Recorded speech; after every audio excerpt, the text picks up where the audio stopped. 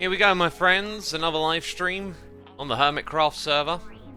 Streaming from the twitch.tv/xisuma. We've got bananas in chat from Hero Blender. Thank you for letting me know that we're live.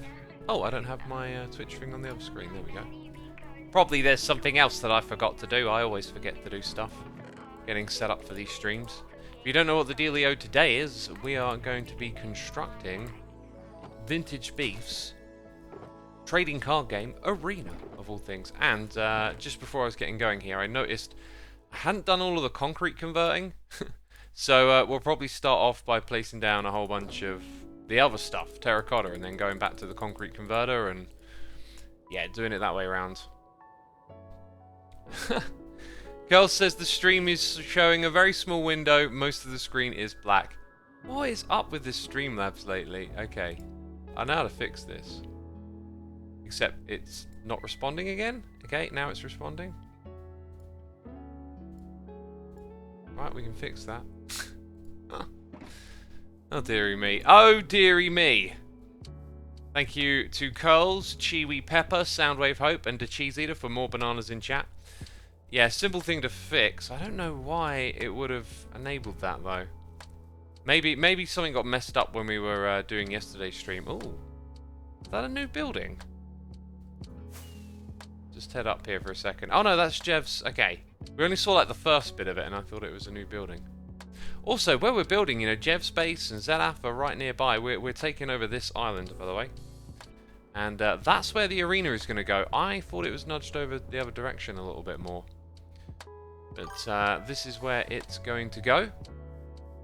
I don't want to create too much digging for myself with the redstone below, but it's kind of inevitable. If I raise it up a little bit, I'll have less digging to do, but then more landscaping in the future around.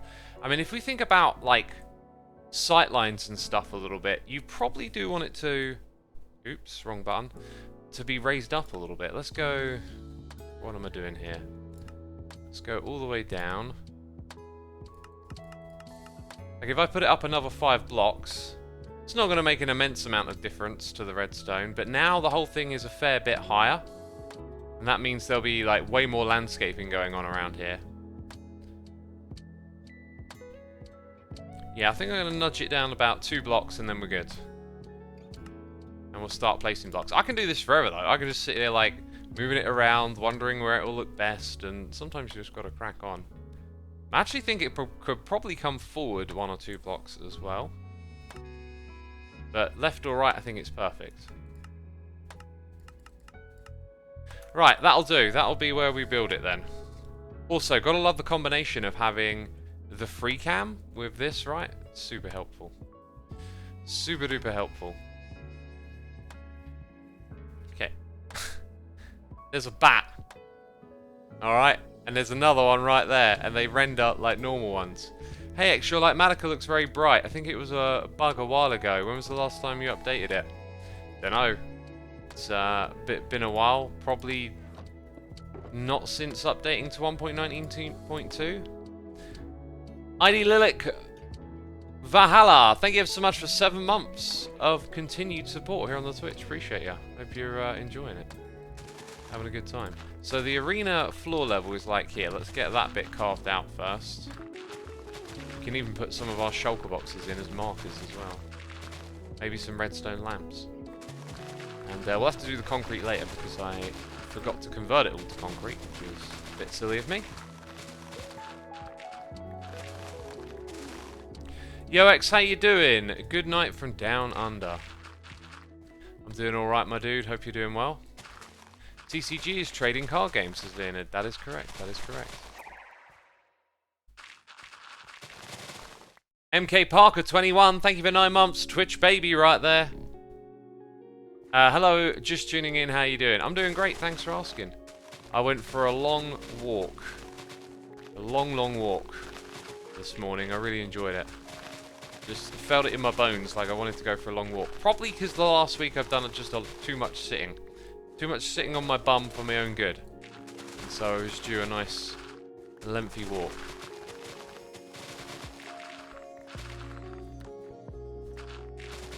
I've also got a decaf coffee with me here today, first of the day.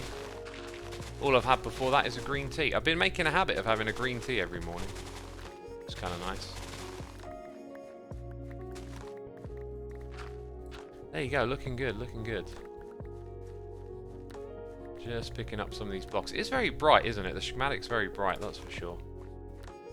Then we want to start placing some terracotta. Now, most of it is sort of raised up off the ground, right? See, that's grey concrete. This is grey concrete. And there's your first terracotta wall. Uh-huh. Let's see if we can get under this. I think that felt like 3 blocks. And then what's here? Cyan terracotta, so I think it's like that. And it goes up quite high, doesn't it?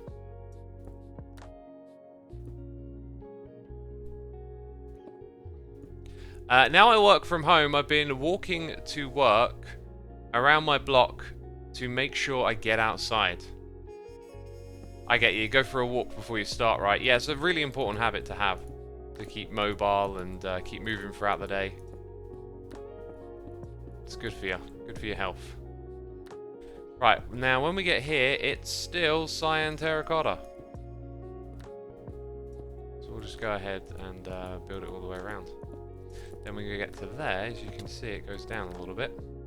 We're just following those contours for now. Like, they might change at some point in the future, but for now we'll follow them. Got a cup of coffee here as well, says Curls. Oh, and I brought some fresh bags of new coffee beans, some new flavors to try.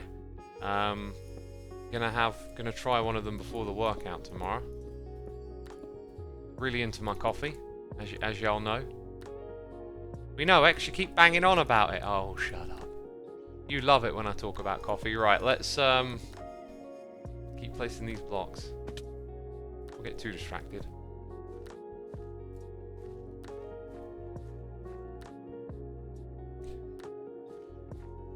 I love to actually go on hiking trails when I can, says MK Parker. Me too. I don't really ever travel just to go walking, but if ever the opportunity arises, I love a good walk. Especially after I've eaten. I do enjoy a good walk after I've eaten.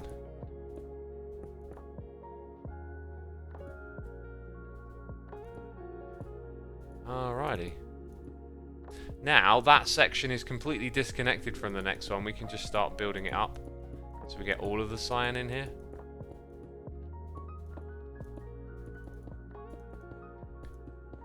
X, what kind of workout you do? You do much strength training? I just do. You know, I was like more geared. Well, I'm geared towards hypertrophy the way it's all set up, but I just hit up the body. You know, like all the different parts consistently over the week, but nothing too crazy. I've been listening to Arnie's Total Recall book. His autobiography, his life story. I've read 1 or 2 autobiographies over the years, and each time I've come away with the impression of like, whoa, so amazing to listen to someone else's life story, right? But then I haven't really pursued it up with like, who else would I be interested in? And I found myself being very interested in the idea of hearing Arnie's life story, and I'm absolutely loving the book. Like, so interesting to listen to him explain his life. And his, like, you know, thinking and his thought process, and listening to him talk about bodybuilding has really got me like motivated to work out harder again and change things up. I'm really due changing my eating habits and going on a bit of a bulk. I've like probably spent like the last year cutting down a lot of fat off of my body, and now I want to kind of change things up. But listening to his book, man, I was thinking like, wow, if I'd have discovered this stuff when I was young, I'd have been so into it. So into it. Because now, like, you know, when you're young, you've just got more time to, like, dedicate to stuff, right? Whereas you get older, you get more commitments and things, other things you have to spend your time on. And I love hearing how much he like, worked out and how much effort he put into everything. It's really incredible. Disc golf, that sounds interesting, says Leonard. Yeah, disc golf is a really cool looking sport. I've wanted to give that a try.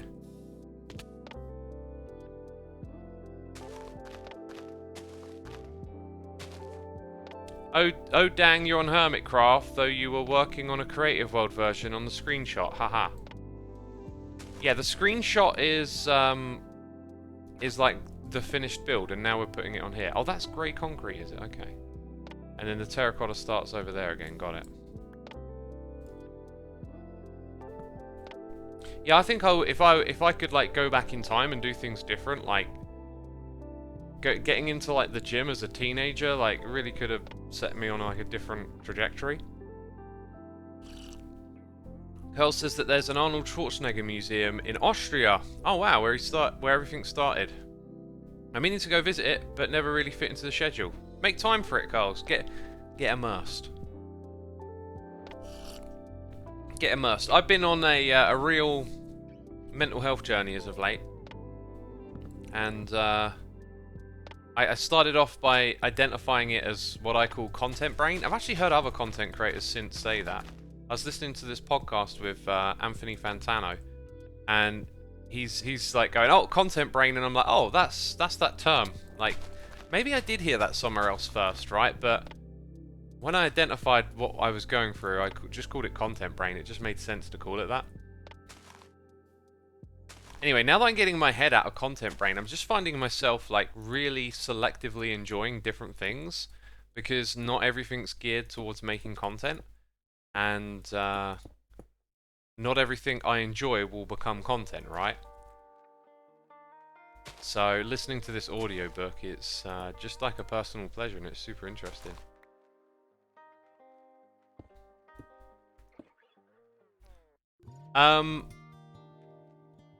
By the way, what does O/ mean? It means like face with an arm raised next to it.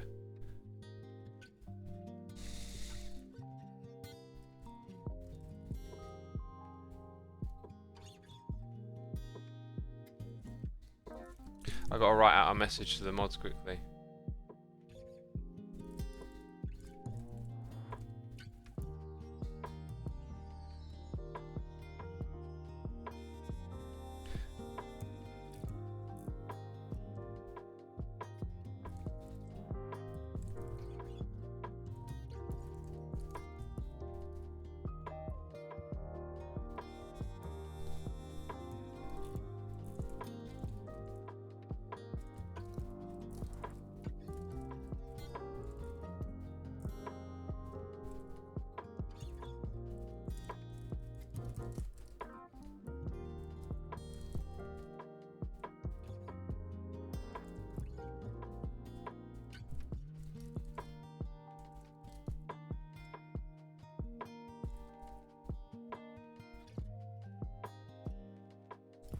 Right, I put a message in there. Agree with you. I picked up weightlifting after 40, and I really wish I had it up in my youth to really get that progress you get as youth, which is really hard to build after 40, says Kirano. Yeah, that's another thing, right? The clock is against you. I'm still gonna train. I'm gonna love doing it. It's never gonna demotivate me to think of it in that light. Like, all it's done is made me want to do more and work harder, which I have the capacity for at the moment. My energy has sort of really come back to me as of late, and I'm due to go change my diet, so I'm going to eat, more food in general soon, so part of that will probably just increase the training with it. But yeah, like, I discovered it in my late 20s, and, just started very flimsily. I feel like most things in life I kind of warm up to, maybe not, no, there's probably no point making a rule out of this, but sometimes in life, like, you find things slowly. So I just started exercising a bit, started getting on the bike, right? But it wasn't like, oh, I'm gonna get super fit and healthy now, like this is gonna be my life's goal, whatever. I just, started in one place, felt like doing a bit more cycling, and then that evolved into walking a bit more. Then I started to learn some stretches, and I started to do some yoga. It's all very like mild and passive, step by step. And then with the weightlifting, it was just I got a bench, and I'd do a few bench presses every now and then, and some stuff with the dumbbells, and I'd watch some videos about some movements. But I never really got into it. I was just kind of like, I should probably do this because it's good, like, get in shape kind of mentality. And then slowly over time I got slowly more and more into it. And it wasn't until my 30s that I started like really giving it a go, but always just with my like home gym equipment, which I think just, you know, puts you at a disadvantage. Not training with more experienced people and just doing it sort of on your lonesome. And then I picked up like some injuries that set me back, and you know, now the gains are so much harder, right? And you couldn't like, not to say I could do it like Arnie, but you know, like I wonder if I were to, you know, if I were to go back, I was 18, right? Go back to that body with everything I know now, I'd have the enthusiasm to just like go for it with the working out. And who knows where that could take you? Like, who knows what the genetic potential is there? I'd really love to, love the idea of going back and trying that again. Because you do this stuff when you're younger, and damn, your body's just like so ready for it. You'll see results so quickly and be able to make big gains and stuff.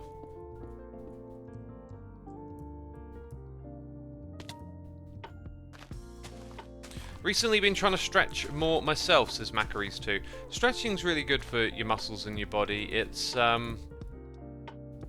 just a great way to like keep yourself limber and potentially prevent injury, right? Like that's the big one for me, is when you learn to stretch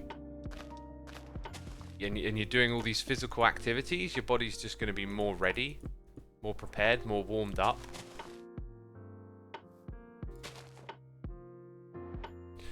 Domino says, I love cycling, I do it every day. Awesome. Yeah, I went through a phase of like cycling a lot.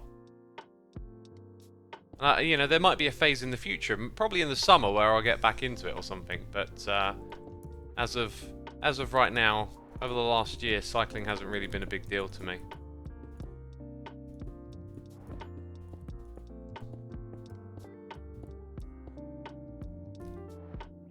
Stretching after and before goes a long way. Says someone who studies physical education, says Kasperi. Yeah, that's the advice often given out for running and all sorts of exercises.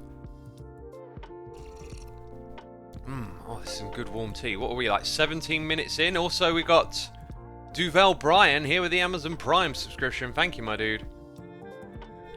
Thank you ever so much. Kikuani here for 5 months. Appreciate it. Thank you so much. I need to reply to my mods.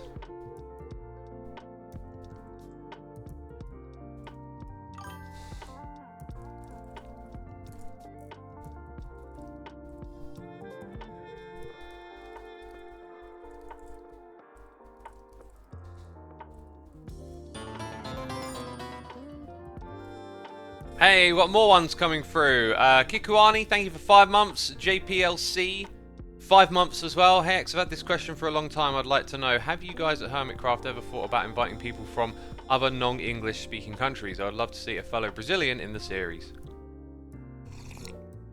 I think, yeah, we probably have discussed it at some point. But the problem is just like non-speaking English content, I don't think is really on anyone's radar, because we all, you know, we all talk this language and consume this language.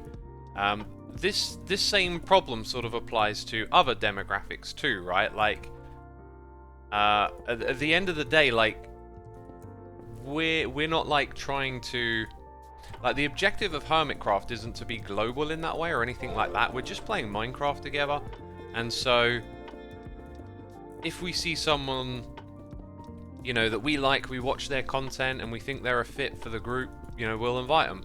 But the objective isn't to really do anything other than that. So with none of us being Brazilian speakers, or I know some of us, like Doc, for example, speaks German, but it's never been a thing to sort of bring,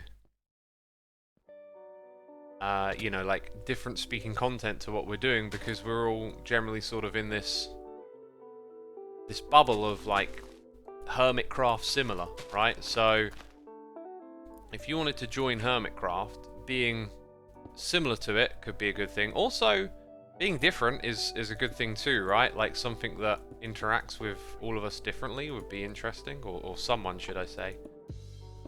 But yeah, that's generally the gist of it. It's like, there isn't really an objective that aligns with that to this. It's just like a group of friends, and the stuff we're into is going to be sort of similar to what we're already doing, you know? We got Sir Thanks a Lot here for 78 months. Appreciate you, my dude. Evil X in the chat. I have been away due to work for over a month now and wanted to rewatch Hermitcraft. Barely any videos in January from many hermits. Did I miss something? January is just that time where people choose to take a break because ad revenue's so low. You tend to have just exhausted yourself over the past month leading up to Christmas.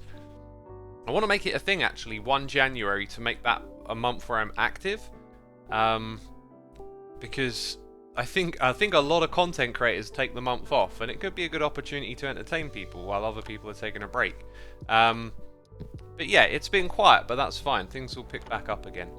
Morbrick77, thank you for 46 months. Hello X, great to see you live. Thank you, my dude. Glad you're here with us.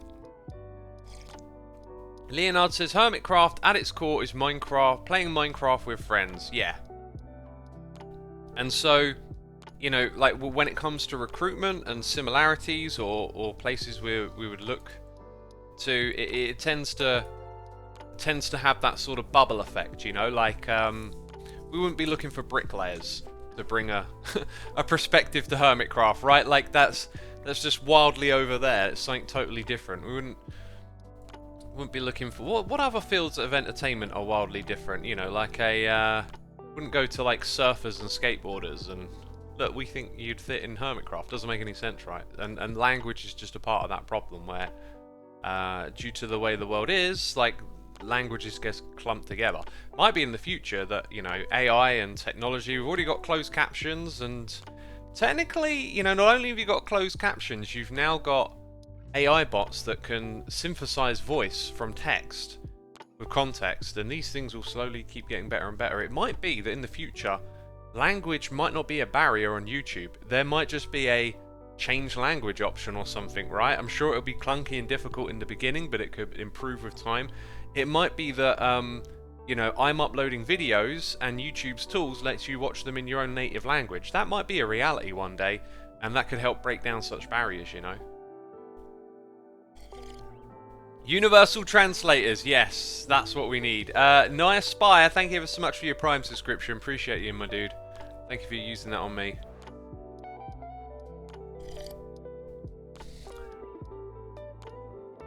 I need to reply to my mods again.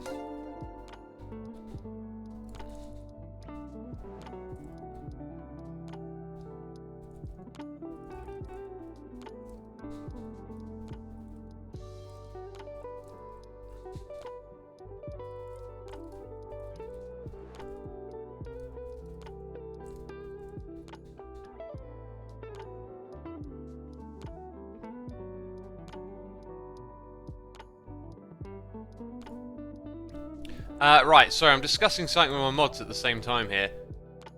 Quick Scythe, thank you so much for the subscription. Also, Lucaro, I like specifically came into Slobs and fixed that problem you've mentioned last night.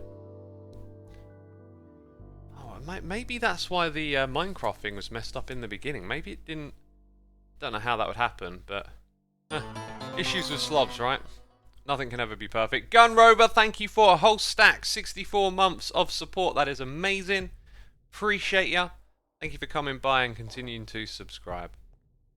Right, I think we're done for now. That's what we've built, right? We need to now go convert all this concrete while we have a chat and a waffle. Maybe drop off some junk. Yeah, probably do a drop off. Probably leave the sorting machine going with all of this stuff on. Although again, like, be tempted just to manually sort it because it's so simple. That can stay here, as can those things. Cool. Off we go. That's kind of it. Keeping it light, keeping it all in shulker boxes. Hope you're all having a nice day. What's your favourite thing to build on HC? I love building my farms. It's not so much the building, it's the bit before it. It's the designing that's always the most interesting part, right? Like, designing this or designing a mob farm. That's super curious. And then Building it, I think I enjoy the act of building when it's like this on a live stream, just chilling and hanging, or maybe not on a live stream and watching a movie.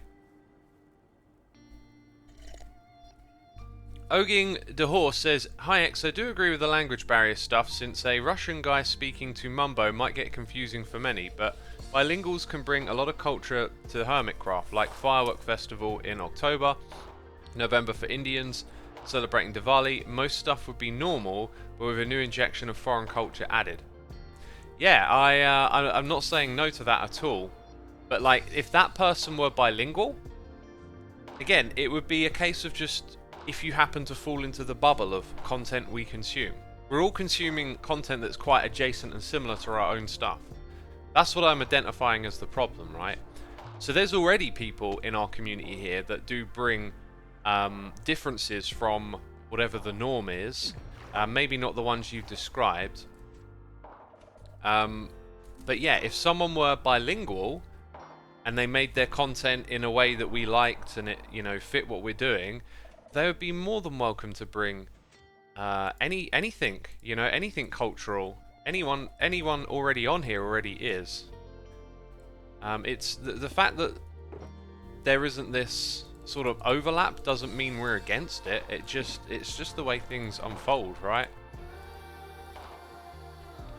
When I got started on YouTube, like way back when, there was not a lot of foreign content you would notice, or content from other languages and whatnot, and then over time you just notice it more and more and notice that it gets bigger. Like India has had a massive influx of viewers and creators to YouTube, and you know, if you go out of the way and look for it, you can find it. But when we got started, there was very little of that, so it has kind of opened up and whatnot. But what I'm getting at is, like, it's not a denial of this being a possibility. It's just like, we're not, as a group, we didn't set up to create Hermitcraft to be something that seeks out different cultures and brings them together under Minecraft, right? That could be something that is a thing. It could be something I get involved with in the future. Someone might set up a server where we're like, hey, we want people from different parts of the world to come together. That'd be a really cool thing. It's just not what Hermitcraft was started as, I guess. I don't know where my cactus goes. Probably goes in this one, I'm guessing. Yeah, it goes in this one. And then we got this stuff too. I built a sorting system. Okay, I'm taking the mick a little bit now, aren't I? For this last stuff, we'll at least put some of this, at least put some of it in the sorter. Right, I don't have to do every little bit. Should probably get a few more rockets together soon as well, anyway. There you go, at least some of it will get sorted away. I won't actually turn that on because I'm not going to log in with the camera account. Right, so we need to go convert some concrete. Let's go to the concrete converter then. Ooh, I'm a little bit worried about this pick. It's a little bit low, got to keep an eye out for that.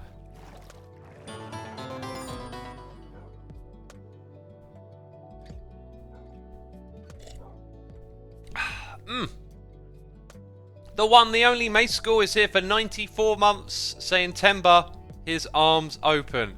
Oh my god, that's the next generation episode with the thing at the well, and I used to remember little quotes from it, but that's one of them. Temba, his arms open.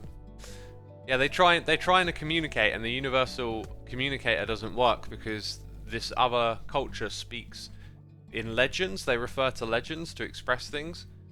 It's super fascinating. Good to see you, Mace. Thank you for all you do. We got Olaf Vloss for 20 months saying, hey mate, hope you're having a great weekend. I'm having a great weekend, thank you my dude. Guess what? You know I love to bang on about it, but I won't. Gonna have a curry after this stream, gonna have a big one. Decided I deserve a feast. So I'm doing that. That Christopher is here for 84 months. Another Evil X coming through. Not 94, but 84. That's not too shabby, right? Not too shabby at all. Not too shabby. I always like that phrase. I've got a friend that says that a lot. It Makes me always like I'm fond of the phrase because of that. This dropper doesn't have like an extended storage space, which it probably should have, but I don't think I can wrangle that in easy enough. So we're sort of limited to a certain amount of stacks at once, I think. In fact, what I should really do is one color at a time. This is really like off-camera stuff. I'm kind of annoyed that I forgot to do it. Kind of annoyed. So put all of that in there, and then reduce this down to like that many. Come over here. This goes in the offhand. Now you can do a thing where you press like, is it F3? F3. I don't think it's F3 and G. Oh no. It's reload resource packs. Okay. Let go of the keys. My hands are free. Oh, we're still mining. Brilliant. Matt Shorty, thank you for your Prime, and Olaf Loss, thank you, my dude, for subscribing and gifting subs as well, supporting our community. Anathra, Mysterious Crow, That's Snowball, Mal Trath, and Sir Ripoff Maple. Y'all been gifted subs. Be sure to say thanks in that chat. And chat's there telling me it's F3 and T. I had an egg curry with broccoli yesterday, says a baby orca. There's this place that I've been going to that does a egg boona, and it looks like boiled eggs sitting in the middle of a boona. And I've had a boona before, and it wasn't all that when I tried it. Like, a recommendation is always great because some curry houses will just do some dishes better than other. But another curry I had last week was a Chinese one, a Penang. Penang chicken curry, absolutely gorgeous. I'd cooked one for myself at home before and it was really great, and based on this restaurant I'd say it weren't really that far off something air quotes authentic. Like maybe some great tasting curries or whatnot, or even just food in general, is a little easier to replicate at home than others. Maybe that was one of them. Penang chicken curry, yo, says Banian. Yeah, that's the one, Penang. Right, I think my coffee is all cold now, really. Sadly. Finish it off with some water. I've noticed having the coffee sometimes just makes me get a little bit of a cough or a tickle in the back of the throat. 6 eggs, hard-boiled, 500 grams of broccoli, some 250 grams of rice was good, but a little bland for my taste. Is that with a curry sauce? You need a curry sauce or something like that. I mean, 500 grams of broccoli, how much is that? Like, vegetables way different. Because some vegetables are light, so 500 could be a lot. I would have thought some broccoli would have been like that. I'm going to switch to standing for the next part of the stream. I'm currently in Penang, says Gator Gaming. Oh, is it named after a place as well? Fascinating. Whew. Apparently I said I was sipping tea a while ago. My apologies, it's decaf coffee. I did not mean to deceive you. Right. The cool thing about this is that I can... like, if you're just tuning in, what's X up to? Can I do this, by the way? I can, look. Now you can see what I'm up to. I'm just literally breaking blocks. I had a whole broccoli, not just the rosettes, also the stem, says a baby okra. If you cook the stem right, it's really tasty. The one mentioning should be Thai Penang chicken curry. I think Penang also has laksa though. Yeah, it's like a Thai cuisine, or however you say it. Oh gosh, I'm burping all of a sudden. That's that standing up. It's all going through me now. I guess I should do these as well. Now the dealio is with this setup, I tested it, and in theory, everything should get picked up. Which is part of why the layout is like it is. And we got 4 extra. We got 9 plus 4. I don't know how we got extras out, but we got extras out. Interesting. Let's say, oh, actually it's not, is it? Because I took 4 off of one of those. Right, I probably only need really 2, but did that the wrong way, didn't I? Did that totally the wrong way. Let's get the rest of those done. This way really won't take too long, will it? It really won't take too long. Okay, what did we learn? F3 plus T. There you go. Speaking of laksa, you should try one from Kuching if you ever get the chance. One of my favourite foods, 10 out of 10. What is laksa then? I've not heard of laksa or Kuching. Is Kuching a chain or a place? FX Soon says, I've never eaten a curry, not sure what it tastes like. Don't get me started. Don't get me started. You'll have me waffling for a while. Get yourself a bunny chow, bread in the middle, pulled out, and curry in the middle. It's a South African thing, just ask Red. That sounds awesome. I really want to try cuisine from all over different places. Like, I like going to restaurants and picking something I haven't heard of before. You never know what you're going to find, you know. Decode Josh says, what is TCG again? It is trading card game. Trading card game. Curry is basically a sauce, a flavoured sauce. It tends to be in the direction of spicy. You do get mild curries and whatnot. But it's essentially flavoured sauce that you can have with vegetables or meat, and it's served up with rice and often with like naan bread, which is a particular type of bread.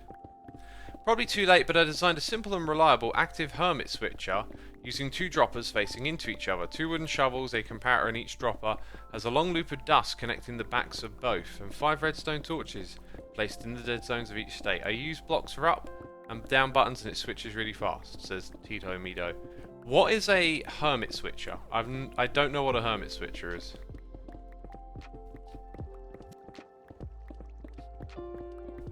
I got no idea.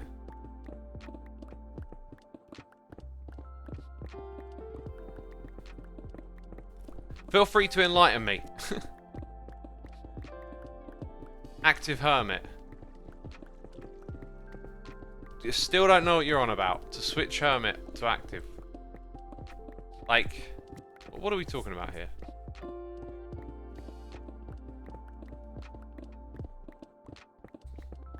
Xisuma, I always wanted to know how Hermitcraft can upload videos regularly. I have some difficulty keeping my channel going. Well, most of us are full-timers, and it's what we've been doing for years and what we know how to do best. So, you know, we're productive, efficient video creators. That's what we're good at.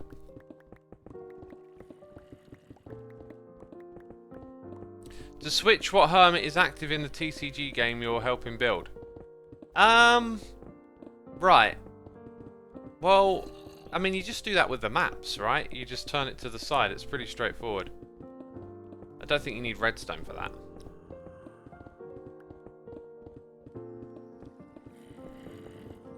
You could probably come up with something with redstone, but we don't really need that at this point. Right, and then there's the last of that powder.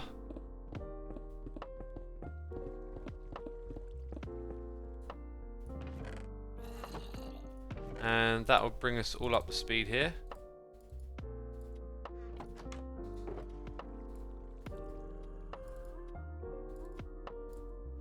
Let's do the next bit.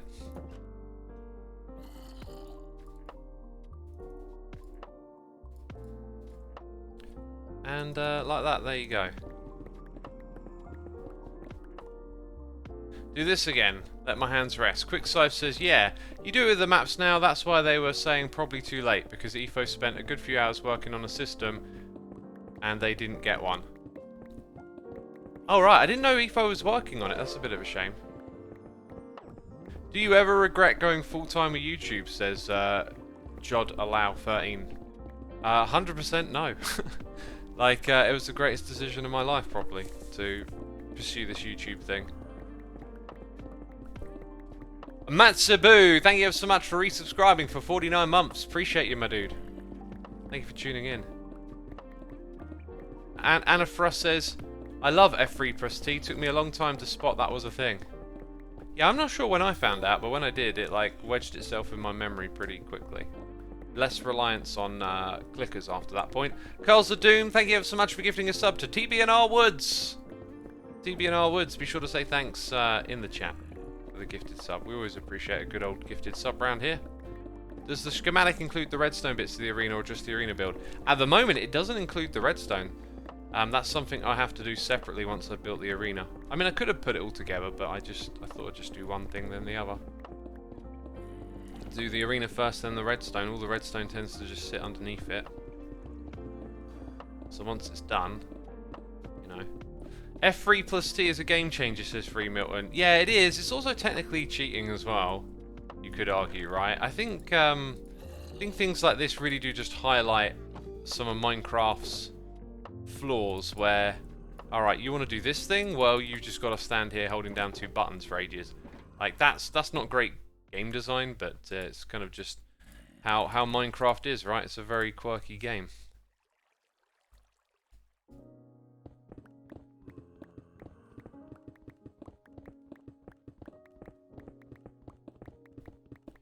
Don't you wish you could bring the Create Schematic Cannon to Hermitcraft, says Jodolo. I don't think so. I know that's a Create thing, but I haven't really messed around with it much. Probably not. Vanhar21, thank you so much for 62 months. Appreciate it, my dude. Close to a stack of months. Thank you ever so much for the continued support. This pic's getting worn down. I've got to keep an eye on it, haven't I? So has the design of the area been finished? Arena been finished, says Taubar. Yes, the arena's finished.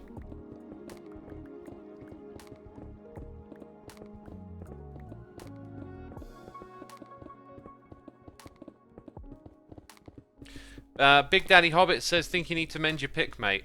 Nah, we'll be alright. We'll be fine.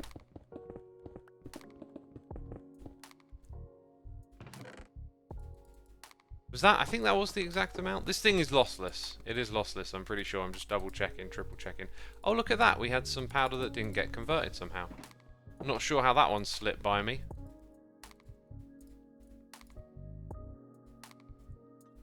Anyway, shan't be long now. Shan't be long.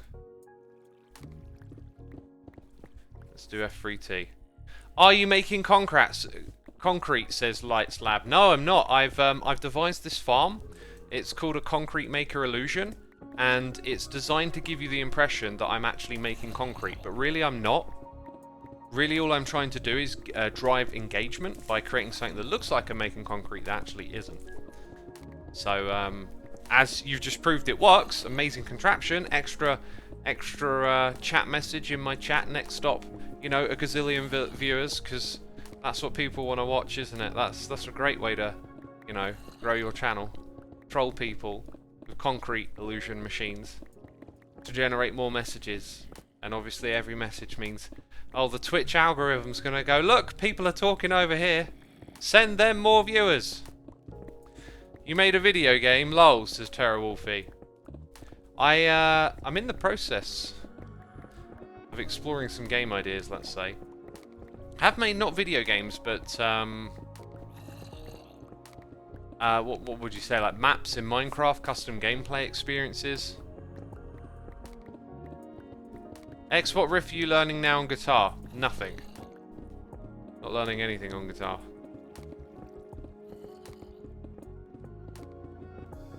Nothing at all. Ever played Stardew? I have not. I'm going to get a list put together of all the games that I've played that you can see on my various channels and places. I'm going to put that on my link tree. That's like the next thing that's being developed over there. So when someone asks, I can just be like, go look at the list on Linktree. That'll answer your question. Okay, I think that's all the concrete, right? That's concrete. No, that's cyan, isn't it? Okay, so yeah, that's all of the concrete made. That's all of it made. What about Boardlands? Not played that, but you're still playing guitar. I do play guitar occasionally. I've looked at the final levels from the game of yesterday's stream. It gets even way more complicated, says Taubar.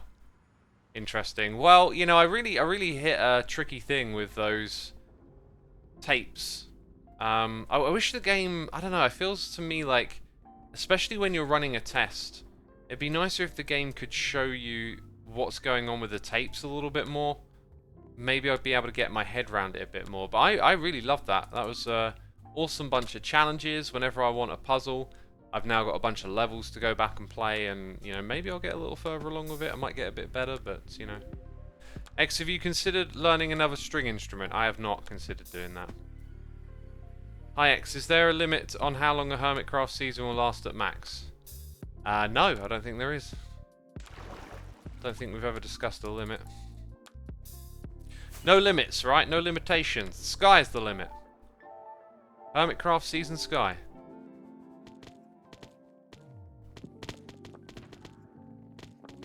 Have you played Portal before? I have played Portal. I've got the fan-made mod, like Mel? Portal Mel story or something like that. I've got that. And potentially I could play it on stream at some point. But the next custom game that we're going to play is one that I was gifted. And then after that, I'm not sure what else on my list like I'm going to go for. I've got a few games on there, but I don't know. They're not. Some of them ain't so appealing. So, you know, what am I looking for? The thing that I'm looking for ain't here. I've left my toolbox somewhere. Let's go look for my toolbox. Mel's great. Would love to watch you play it, says Inspiri. Yeah, you know, I might stream it at some point. I'm hoping it's one that's like full of puzzles, right? As opposed to just using the Portal engine to create like a story or something. We ever play FPS games, X? Unless it's Doom, probably not. I'm not really a fan of shooters. Finrealways, thank you ever so much for the Prime. 17 months right there. Appreciate it, my dude. Thank you. It was just last night that I was chatting with Scar about computer games and oh, there it is. There it is. We did leave it behind. See, I needed that sword, didn't I? Yeah, and just I was just explaining how fussy I am with games. Like, a game really has to like tap into some sort of challenge or stream of creativity that feels like something I haven't done before. And even then, once I like see the ends of how far that goes, I tend to lose interest pretty quickly. Which Hermitcraft season is the longest? I believe season 6 clocked in at 2 years.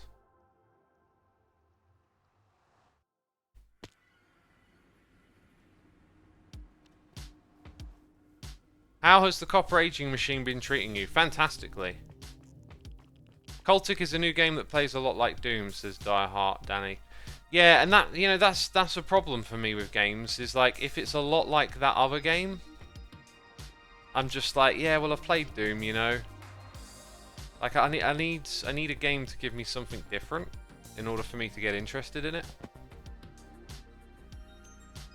And there's a game coming out, I think it's this year or next year, the next GTA, right? Now there's a game that I can go back to and play. Like, I always love those sandbox worlds and, you know, driving around and all the goofy stuff you can do on it. But it just, like, every now and then you need to hit that reset button with like a new story and a new city, and I can get back into that. And I'd love to play through the campaign. So I'm looking forward to that game in the future. Like, I always got a soft spot for those GTA games. I mean, it blew my mind when I was a teenager. You know, going down the road to my mate's house and we were just running people over and shooting people in a car in a game. It was just like, who let them make this? We love it. Quick sigh. Thank you so much for gifting a sub to Michelle Phi. Appreciate it. Michelle, be sure to say thanks in the chat as well. Appreciate it.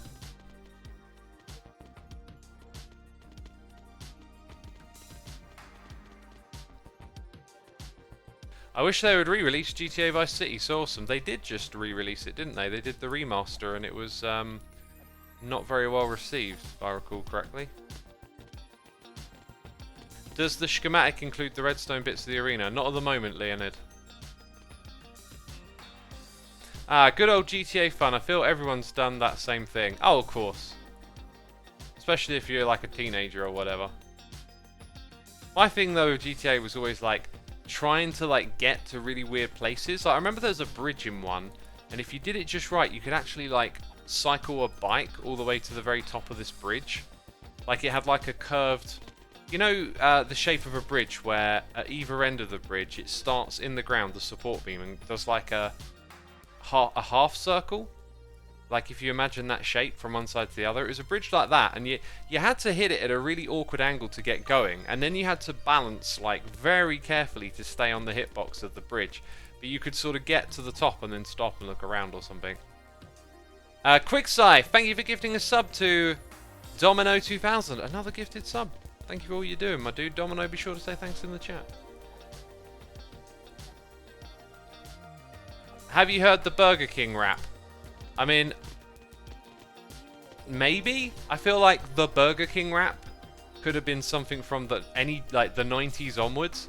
Like, it could have been from a 90s commercial, or it could have been some meme that someone made in the early days of YouTube. Me and my friends used to play GTA together on a Switch controller. Once someone died/wasted, that was pretty cool. Oh, and Switch got ya. I thought Nintendo Switch. You know what? We probably played it the same way, I think, with my mates growing up. Daniel7101, thank you for 52 months. I think I missed my 4-year mark. Super pains. Hey, whatever it is, 48. I mean, that was 4 months ago. You passed it. X, have you ever played a Soulborn game? I have not. And I'm aware of the name of the franchise, but I couldn't tell you much more about it. I'm gonna sound like a broken record, but I really need a game to either feel like it's giving me a challenge in my mind, or some like outlet of creativity. Otherwise, I feel like it's like not what I should be doing with my time. And that's just how I feel so often. Like if you gave me some latest AAA title game and sat me down in front of a TV with a controller, I probably wouldn't enjoy it. Like I just feel like, no, I should be doing something different to this.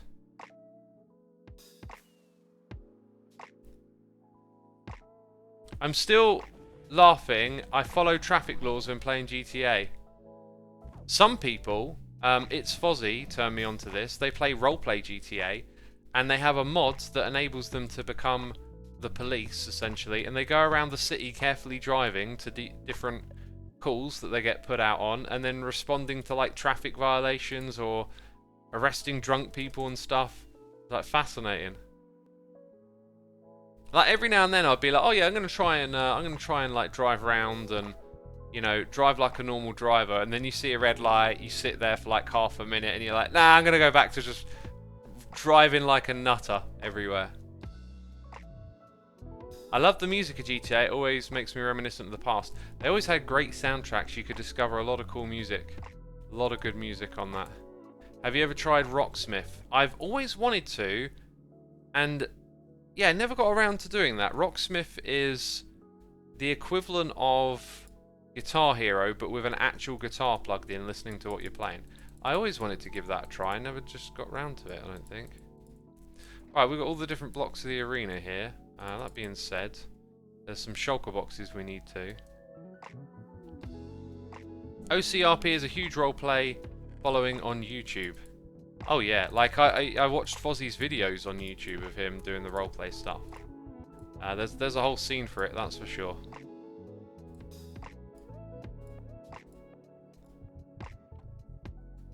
X, when are you coming back to chest streams? I don't think I'm coming back to them, but I should really do a one-off chess puzzle thing. Like, now that I'm like not been doing them for a while, I thought I'm gonna be no good at it, what's the point? But then I thought, actually, it's given me a bit of a reset, so it might be fun just to start the puzzles from the beginning and like see how far we get with them. So yeah, at some point, you know, chess needs, I'm gonna put chess on the list, so every time I look at it, it reminds me of that idea for a stream. And we'll continue to do some variety, you know. You should try Islanders. It's a very addictive indie game with like city building strategy. Maybe? I don't know. I just have, you know, such a distance from games, I guess. Very little appeals to me. Lucky Lemon says, I haven't watched these streams in ages. Well, welcome back. Good to have you with us today. Yeah, I mean, like, you know, like, I'll sit here, basically, and describe, like, why I don't like playing games, and then I'll see a recommendation for a game that I know, and I think a lot of times people just want to tell you about something they love, and hope that you love it too, which is fine, but, like, what I would prefer is for someone who's, like, really understanding what I'm saying, and then they might actually happen to know of something that fits the mold a little bit. But, you know, anything can surprise you. Like Monster Train I wouldn't have thought a game like that would have hit the niche for me, but it really did. I mean, I love the card building stuff. And now that I've played a few of them, they're getting a bit more dull as I go into each one because it just feels so similar. The last one that we did, I think it was called Rise of Archon or something. And it just felt like really quite redundant. It just wasn't offering up anything I hadn't seen in a different game. So I'm always like out for that, like what's the new challenge? What's the new way of thinking and seeing stuff? And if a game doesn't provide that, you know, and that could simply just mean right game, right time, because Monster Train is built off of Slay the Spire. And when I went and played Slay the Spire, my thinking was like, this is like a downgraded Monster Train, because obviously Monster Train was inspired by that game and added more mechanics to it and stuff. So that's like another problem as well, is that like once you start exploring the various mechanics and getting through it, and then it can just, to me, it can just be kind of dull once you figure out like, okay, I get what this concept is about now, you know. Are you going to play Diablo 4, says Olaf Floss? I would really like to give it a try. You know, over my years as a YouTuber, like when Diablo 3 came around and other things as well, I often just prioritized making YouTube videos and missed out on some. So like the next GTA I really want to get into, and Diablo 4 I want to get into, but I'm very worried that they're going to turn it into a Battle Pass game, which would make me sad and probably not want to play. Sorry, you might have already answered this earlier, but why are you not building the stadium at the gaming district? I had a look over there and it didn't feel like the right place to put it. The terrain isn't very great. We haven't put a lot of care into the area around the games. It just didn't... I couldn't see a spot where this thing would like fit in. And so therefore I wanted to just put it over here.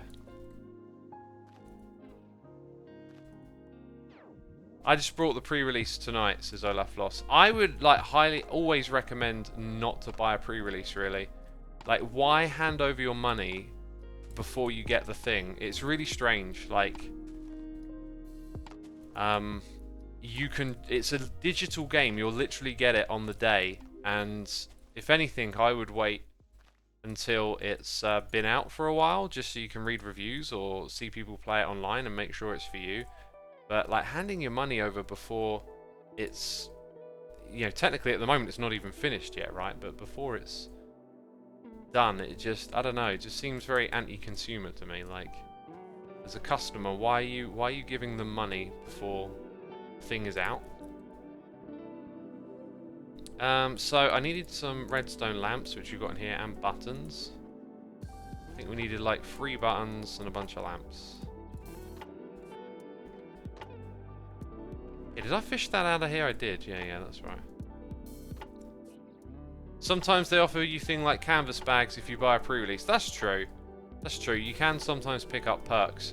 But again, I still feel that that's like not really that great for a consumer. It's like exclusives. They're not great. They're not great for gaming. They just sort of fuel this redundant competition where, you know, you've got like a sort of duopoly, or it's more like a triopoly. Thing is, it's like Xbox versus PlayStation, and then Nintendo like drive into a different niche. Get that one here, here, and here. A couple of lamps.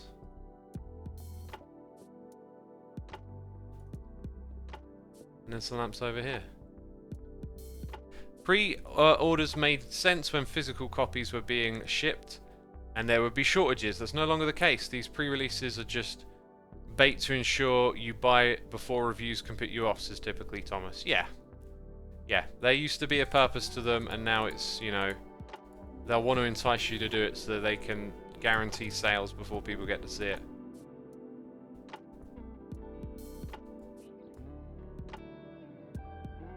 But it's not a free canvas bag, you pay extra. You don't even get the game for free, you buy the collector's edition. Yeah, that's another way of looking at it, for sure, yeah. It's, you know, I don't have to worry about it. It's not a psychology I buy into. Also with games, I tend to avoid buying collector's edition stuff. I just think, like, it's just a psychological thing. They're just trying to tell you can't have the full game unless you pay more. And I think these sorts of practices just are not great for gaming because they're successful, right? Because they help make more money and stuff, then more time and resources will get put into the psychological leveraging over the consumer. And if you're young, you might not remember how games used to be. You used to buy a game and you had the full thing, and that was it. There were downsides to this. There were things that technology have improved, like over-the-air updates, if you want to call them that. You know, getting your game patched with bugs and stuff. There was a time when that was difficult to do. And getting maybe some free updates and DLC and stuff is kind of cool as well. But it's all psychological leveraging. It's all trying to sort of use the game experience to give you a sense of missing out if you're not buying that collector's edition, or you're not participating in the battle pass, right? You're missing out on something. They're really trying to engineer your own psychology against you. Speed0516 is here for 9 months. That is a Twitch baby in the chat right there. Hey X, got a survival question. I've been on Survival World for over 13,000 days, and I play in Peaceful. Since I've been on Peaceful, I've gotten comments like it's not true survival, I'm cheating. What is your opinion on what classifies as true survival? I mean, you can only cheat yourself. So, if you have an audience... If you have an audience, first of all, have transparency with them about what's going on in your world. So the fact that they know seems to me like no harm there. And, you know, you can only cheat yourself, really. It's like, if that's the way you want to play, go ahead and play that way. I wouldn't have a problem with it.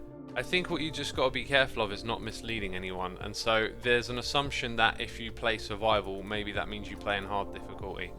I would probably assume the same thing without realizing it, and then at some point I would hear, oh, wait, you're playing in peaceful? Oh, okay, I understand. Like, you know, but then for some people it's like they feel like they've been deceived. So just as long as you inform your audience the best you can, I think that's all you can do on that one, really. PitOXT says, I'd say play play how you want to have fun. And then Trainmere says, technically speaking, Peaceful is a lot harder because there are a lot more things you don't have access to. Yeah, it's harder to do farms and progress through the tech tree, but it's obviously easier to survive, right? And then I guess the problem there is that because it's called survival, to some people that might feel deceptive.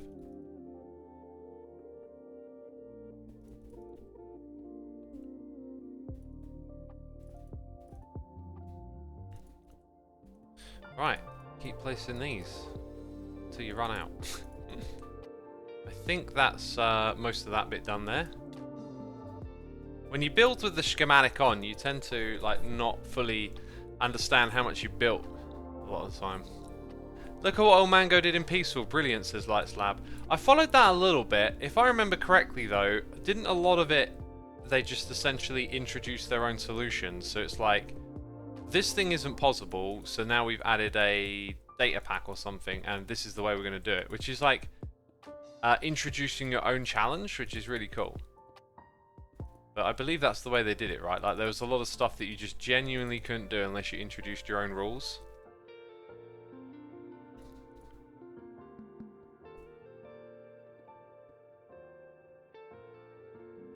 Yeah, I'm currently playing on a single biome mushroom island world, and that's somewhat close to Peaceful, obviously. And it's fun how you have different challenges that you'd normally have. Yeah, I wish there were more environments in this game that invited you to play differently. Just feel like you just always end up in the overworld, you know?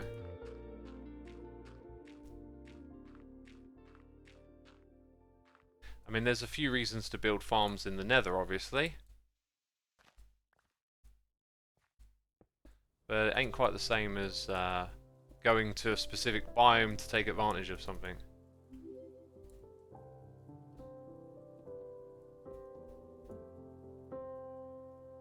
Cool, I guess we'll just build up the rest of this bit now, like. And then 1, 2, 3. Yeah. Conboy, the one, the only, 67 months of support. Thank you so much, my dude. Appreciate ya. Hope you're enjoying the stream. Thanks for coming by today. The Deep Dark is fun to build in since mobs don't spawn there either. Yeah, the Deep Dark can be like an underground equivalent.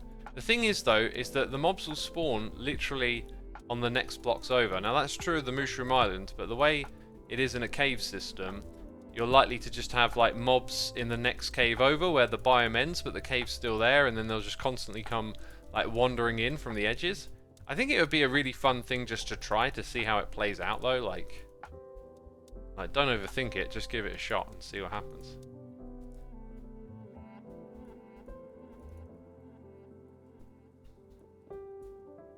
I enjoy the Escape the Nether challenges, as in spawning in the Nether first. I loved doing that on Clash of the Creators. It was an immense amount of fun to do that. Sharpened your Minecraft skills a little bit. Made you think of tricks and ways of getting ahead in the Nether. Look at that, nice. Oh, run out again, have we? There we go, one more. I guess I could start putting the glass in up here as well, right?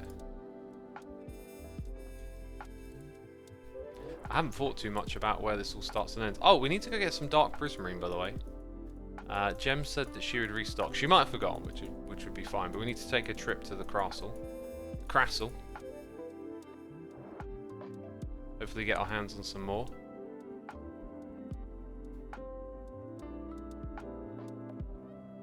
When will there be a next Clash of the Creators? Probably never, I would guess, since it's finished. Right, we've got some more over here I need to place. Aha, and then I think you put a white one there, right? So, oh no, there's not actually shulker boxes there, is there? They will need replacing then. Are you going to be working on the redstone of the game? Eventually, yeah. I mean, I've got to build it all, right? Okay, so that's how it looks so far. I need a few more shulker boxes, I guess. Not terribly impressive yet, is it? Not terribly impressive. Shame that MCC replaced it. I thought Clash was better, in my opinion. MCC did not replace it. They were two just separate events that run parallel to one another. Right, let's go over here. Grab a dispenser, because that's what goes there.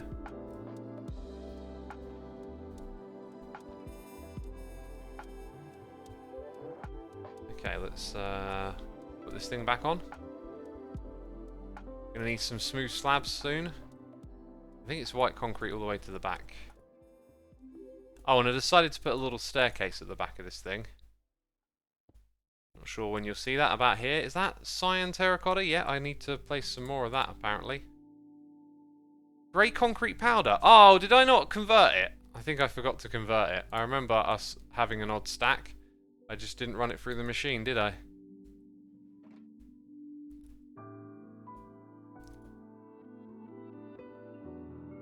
Uh-huh. Yeah, so look, there's stairs, and then that's going to be more cyan, I guess.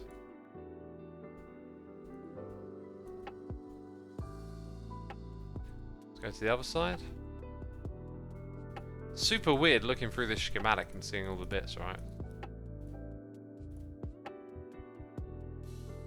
Is there a reason you are making the arena, or are you just helping out Beef? Yeah, the reason is that I wanted to help out, so I offered to make the arena.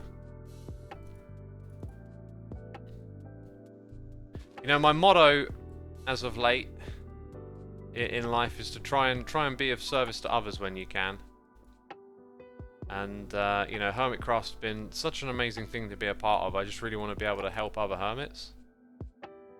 So like when something comes up like this, and it's like something I feel like I could do, I could help out, I'd, you know, offer my services.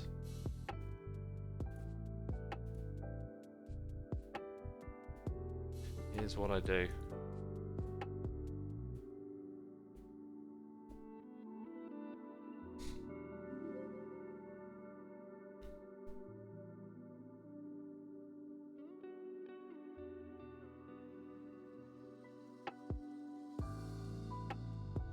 Oh, I just saw the thumbnail for this stream over on Twitter. It looks great. That's what you're building right now, says a baby okra. That is true. We are building that. That we designed previously. Okay, apparently I've got one button left, so we'll put it there. Let's get some end rods up on this thing. They're in the box, I'm pretty sure, down there. I could be wrong. We got a... Oh, it's a bat. I thought it was a bee floating over our way. There you go. And then we got more of that stuff too. And eventually we'll start... We should probably get on the quartz stuff sooner than later, actually. Because I need to smelt it, right? So therefore I'm going to need some furnaces and fuel. And some quartz needs to get crafted.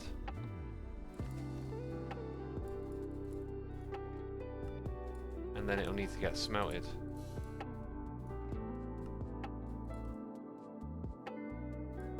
Right, where the fuel at, homie? Where the fuel at?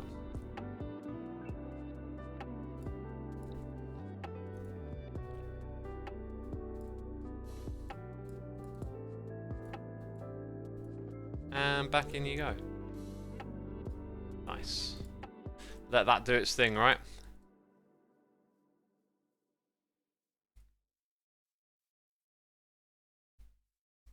Lo, I just noticed the bat that everyone was talking about earlier, says Quickscythe. There's a few of them, I think. Just hanging out, minding their own business, right?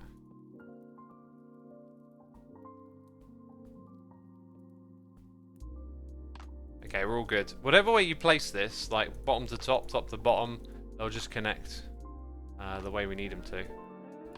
Which is good, right? It's good. It's good. It's good Boulder Fist. What was it? Like he had this little song. You're watching good Boulder Fish. I used to think it almost sounds like you're hearing him say you're watching good boner fish. Sounded very odd. Can you call me Orca? Oh, you know, I just get confused, don't I? With an end and baby, because in English it's supposed to be a baby. When I read names, sometimes, you know, I'm always trying to do things in a bit of a hurry because, I don't know. I guess I tell myself I need to read names quickly. And, yeah, so I'm already bad at swapping around letters as I read words. I was talking about dyspraxia and writing the other day. Oh my god, like, having to have done way more writing than usual this past week, like, it is weird when I try and write letters, like, my brain just, like, most of the time writes in capital letters, but occasionally just start writing in lowercase. I just have a really weird disconnect between what I'm trying to tell my hand to do and what it does with writing. And so, like, I will write letters in a word the wrong way around, like out of order, or I will write part of the letter and then start writing the next part of the letter one over. So, like, let's say you're doing an R, I might actually write a P and then start with a little extra bit that turns it into an R on the next letter. It's just like I'm trying to tell my body what to do, and it's doing different stuff. It's like really, really weird. And what's odd is that it feels physical. It feels like your brain is saying do this, and then your hand sort of like aches and gives you that kind of like motor feedback that it's doing different stuff than what you're telling it. It's super weird. Super weird. Look at that. That's nice, isn't it? That must be really frustrating when you're trying to get things done, says Banyan. You know, it's I don't get frustrated that much by it because it doesn't really get in the way. So much stuff is digital these days, right? You don't really need to have good handwriting and stuff to get by. Even with communication, it's like so much stuff is digital. Queen Chazzy, thank you so much for 3 months of support. Appreciate you coming in with a subscription there. Thank you, thank you. Hope you're entertained. What did I come back here for? This stuff. Definitely this stuff.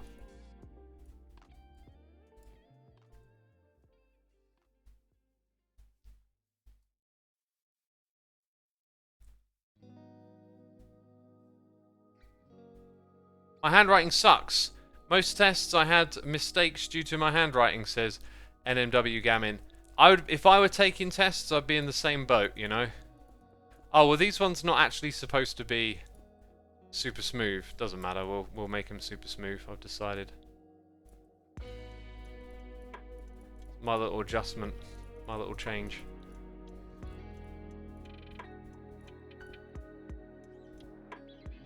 And then we need a few more. We need 6 more, and then we need steps.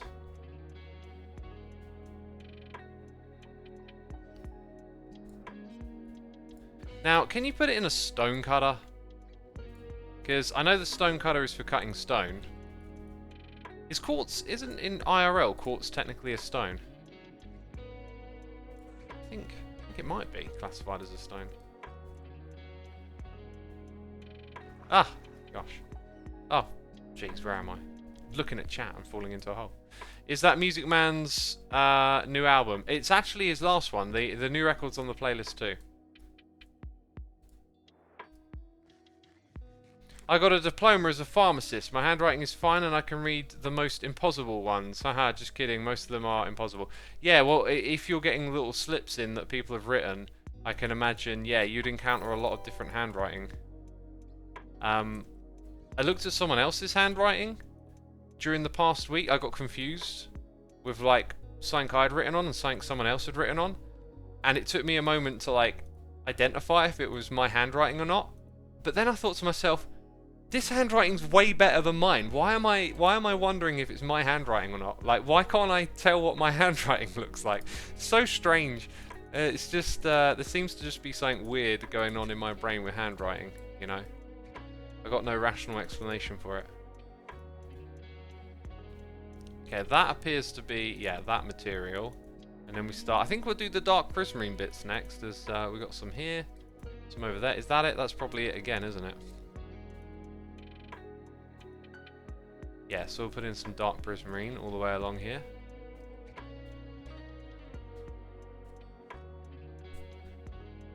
X confirming he has a doc's handwriting. Oh no, I couldn't be a doctor with my handwriting. I mean, any instructions could be wildly misunderstood. Oh yeah, they're actually there now. Crowlian, thank you for 22 months, my dude. Appreciate your support. Hope you're enjoying the stream. I work at a law school, and all our exams are typed because of this. Yeah, I imagine you don't want to leave anything down to chance with law, do you? So is prismarine also a block? I guess it is. Guess it is. I should have put the copper stairs in. Here we go. Alright, now we're going to get real. We're going to get real with all this building. We're going to get some seats in there. That's the meme, X. Doctors have bad handwriting. Yeah, I didn't know that was a meme. I apologise for my lack of understanding of the meme and my ignorance to it. I, in the future, will endeavour to be more educated and understand the ways of the meme world. And to not let such horrific tragedies, you know, transpose on my watch again. I deeply apologise for this behaviour.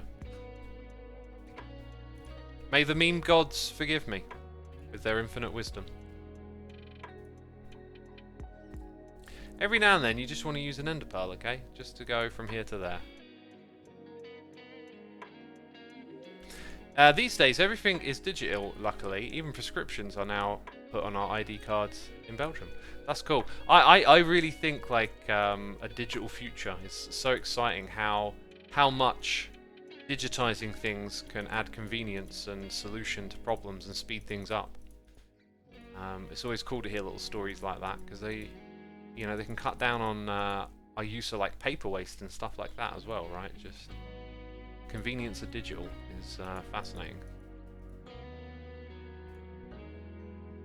Now, this bit here, is that one between? I think it might be just easier to do this without the schematic on for a second. Yeah, because that's going to go there. Right, now we can see exactly where all of this goes. Goes precisely like that, and now we're in the best spot to start building this thing up, I guess. We're in the exact place we need to be right now. Nice. Alright, let's get some seats going, yeah? But then, hang on, I'm going to need more of that dirt, aren't I? Actually, do those go there? They go there, and then this goes on the side. You need to make a video about how incredibly sorry you are, complete with crocodile tears. I do need to make an apology video, don't I? Quick Scythe says, X's sarcasm gives me life. Glad to hear it, glad to hear it.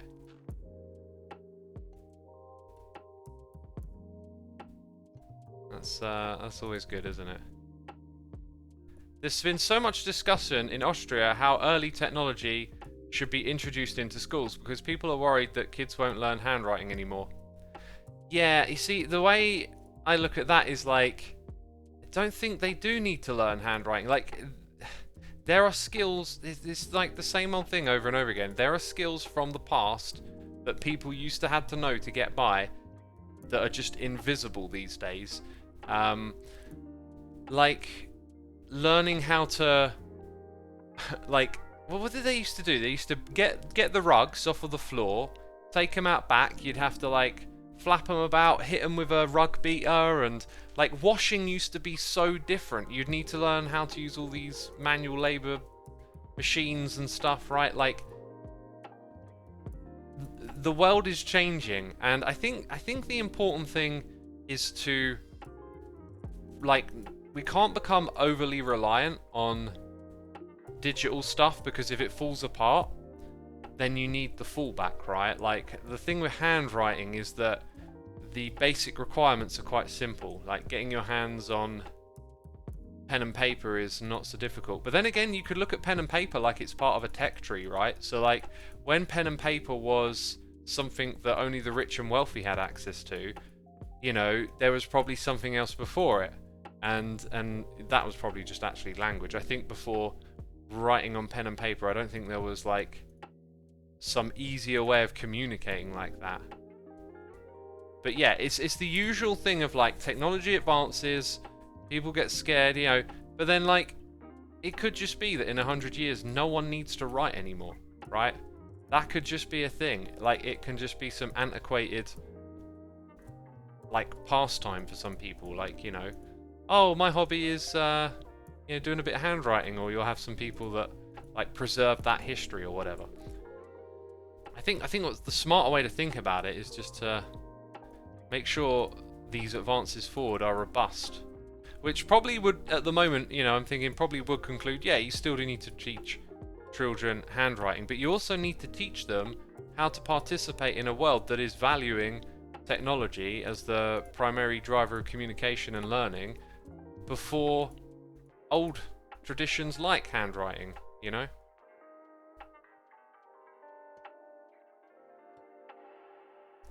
Signature requires handwriting, and it's still a more elegant and useful skill. Not wanting to learn it is just lazy, says Master Flurry Chaos. Why assign the laziness? Like, the laziness implies that you know the story of anyone who doesn't have a signature. So, I have a signature, and it is awful because I can't write properly. It's like just a really simple, stupid signature thing, and you know what? I hardly ever have to use it in this day and age. Yeah, it was really drilled into me, the significance of having a proper signature that no one else could replicate and all this sort of stuff, but I was like, I can't write properly. Like, my signature is a scribble. I mean, maybe it's actually super good one, because like it's really hard to write like I write because it's so backwards, but either way, I've just never had to really use it, and it's just one of those things again. It's like signatures are also, to me, feel really antiquated. I hardly ever have to sign anything. It can also, I imagine signatures are easily forged compared to, you know, encrypted digital authentication if done right.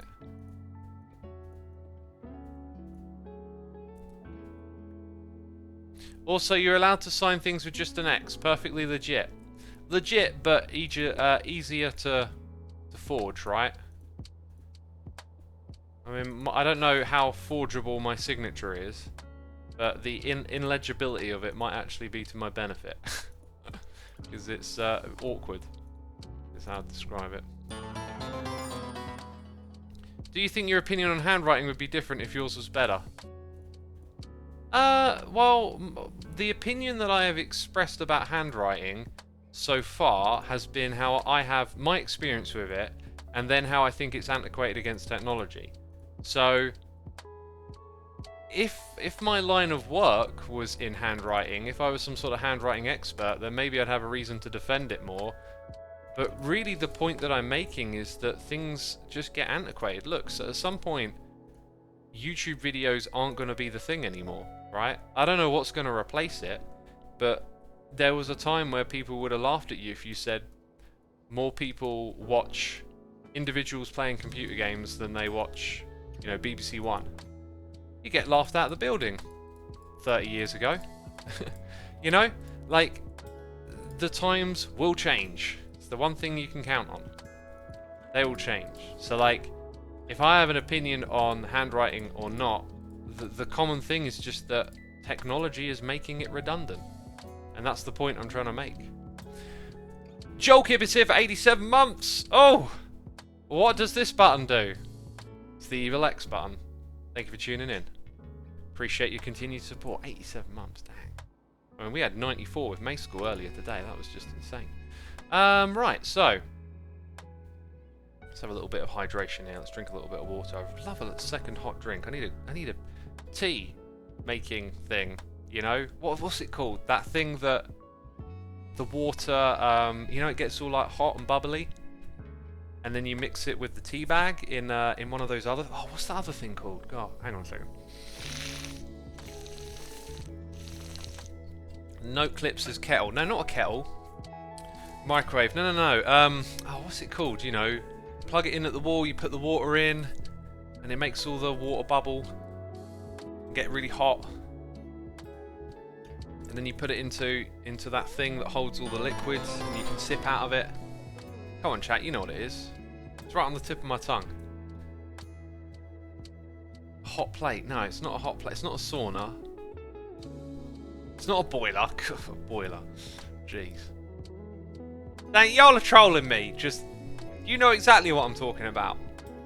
Can't make tea without it. Pox Azrelis, here for 82 months. AI creates things that can only go as far as it's trained to go. They still have a long way to replicate a personal content people enjoy. Also, you'll have to mention the AI... to produce, you have to maintain the AI to produce the content. It's an interesting situation for sure. I disagree. I think saying that might be a misunderstanding of like what AI does. Okay, let's. My brain is trying to do something. Where are my rockets? There they are. There's my rockets. Now, why was I going to go travel somewhere? Oh yeah, going to go look for Dark Prism. The brain is catching up. Good old brain. Right. These neural networks that power AI are built on ideas as to how the brain works. And we're not talking hokey-cokey ideas. We're talking ideas that have sort of been researched and heavily worked on. So the way in which they can process information... You know, there's so many ways I can approach this argument as well. Like, you're thinking because it's built on human work, it can only work within those confines. But all human creativity exists off of the back of all existing things. So, for you to come up with an idea, it is always built off of something else before it. Like, B-Dubs' Crassle. We can say it's unique, we can say it's beautiful, we love it, it's an amazing build, what a great show of creativity and architecture, right? But architecture exists, castles exist, build palettes are a thing. Like, this is all built off of concepts that we have to be exposed to. So, nothing's like creative or unique out of thin air. It's always built off of some prior knowledge. Can you build the castle not knowing about castles and this thing and that thing? Yes, technically you might assemble all the blocks in that way, but it'll be your prior knowledge that informs... I wonder if we can just go visit Gem's farm, because I need to get this thing done for beef, really. I'm on a bit of a schedule because I'm not going to be around much next week. It has, you know, like, that's what we do, and then AIs are built on us. They're trying to emulate how we creatively remix and assemble things. So let's say I put in a prompt into an AI and it gives me a piece of art. What it creates, a human can technically create too, right? But the difference of like a person creating it or the AI creating it, to me, they're both like there isn't no limitation of distinction there. It's that they took existing things and made something new of it. I mean, maybe a really interesting experiment to do with the AI would be to continuously feed back its own creations into itself, because that's what we've done with culture and with art and many other things over time. We just continuously build upon what we already have. So, yeah, to say AI creates things can go only so far as it's trained to go. I mean, maybe I've misinterpreted your words. Like, I don't know quite what you mean by trained, but like the data set that it's given is the same data set us humans have, right? Like, not identical. I mean, it's a series of things it can draw from, and we can draw from other things too, like emotion. You could maybe make an argument emotion is a interesting component that influences the creation of art. Feeding back AI creations to itself is a thing they do. It's the basis of a neural network. Yeah, I understand. Yeah, it's actually part of the mechanics of how that works. I guess it's sort of like already built in. So then, has anyone done experiments like what happens if you start it off with some like very sort of raw specific data where you can sort of see where it goes? Like, what if you just gave it a series of colors? Like, let's say you gave it 3 colors and then you gave it 4 or 3 shapes, and then set it on a path of remixing and feeding it back into itself. Like, couldn't you imagine that it would create like maybe like a circle where the inside is one color, the outside's another, and then maybe it's like a circle and a square, and then it gets more complicated? Like, you would start off with something simple and it would get... Oh, look at this. Okay. They were like 2 diamonds a stack, right? I think that's probably all I need. So, 8 diamonds. Let's drop that off. There you go. That's how I'll get business done here. Doing a little shopping over at the source. This place is super cool, by the way. Very nice build. Very nice indeed. Hey, hey, hey! Tango's Couch is here with a donation. Thank you, Tango's Couch. Thanks for that. Thanks for that money that slipped down the side of the couch. Oh, what a great joke, X. Oh, you're brilliant at making jokes, you are. That was so clever. Donation from a couch. Must have been change that fell down. Oh, round of applause. Thank you very much. Thank you very much. God, I'm so good. Right, let's go back to what we were doing. I also saw some large messages about chat while I was waffling there, and now everyone's talking about my couch joke. Dang. I was going to read some of those. X is reading again. Oh, it's Tango's cough. I am reading too far. Thank you for correcting me, chat. Well, I literally, every time I saw the word cough in chat, I didn't pick up on that it was cough. I still thought it was couch. Honestly, it still looks like couch to me. Like, the C and the G, my eyes just like glaze over a little there. Dang, that's not good. That's not good. Okay, I'll take all of those, please. Thank you. And a few more. Let's continue with the building. I should really take some of these with me. Alright. We've got to place more of those. That. You just look at Stockfish, the best chess AI. They taught it the rules of chess and let it play itself, and it's the best chess player on the planet by a large majority. That is a really great example. That shows that humans have limitations, right? Or boundaries. Like, we're talking about this idea that the AI can't do more than a human, yet actually the chess AI has shown that we can, and maybe humans have the potential to one day reach that sort of level. But the fact that it's there before us surely says something about the limitations of our abilities.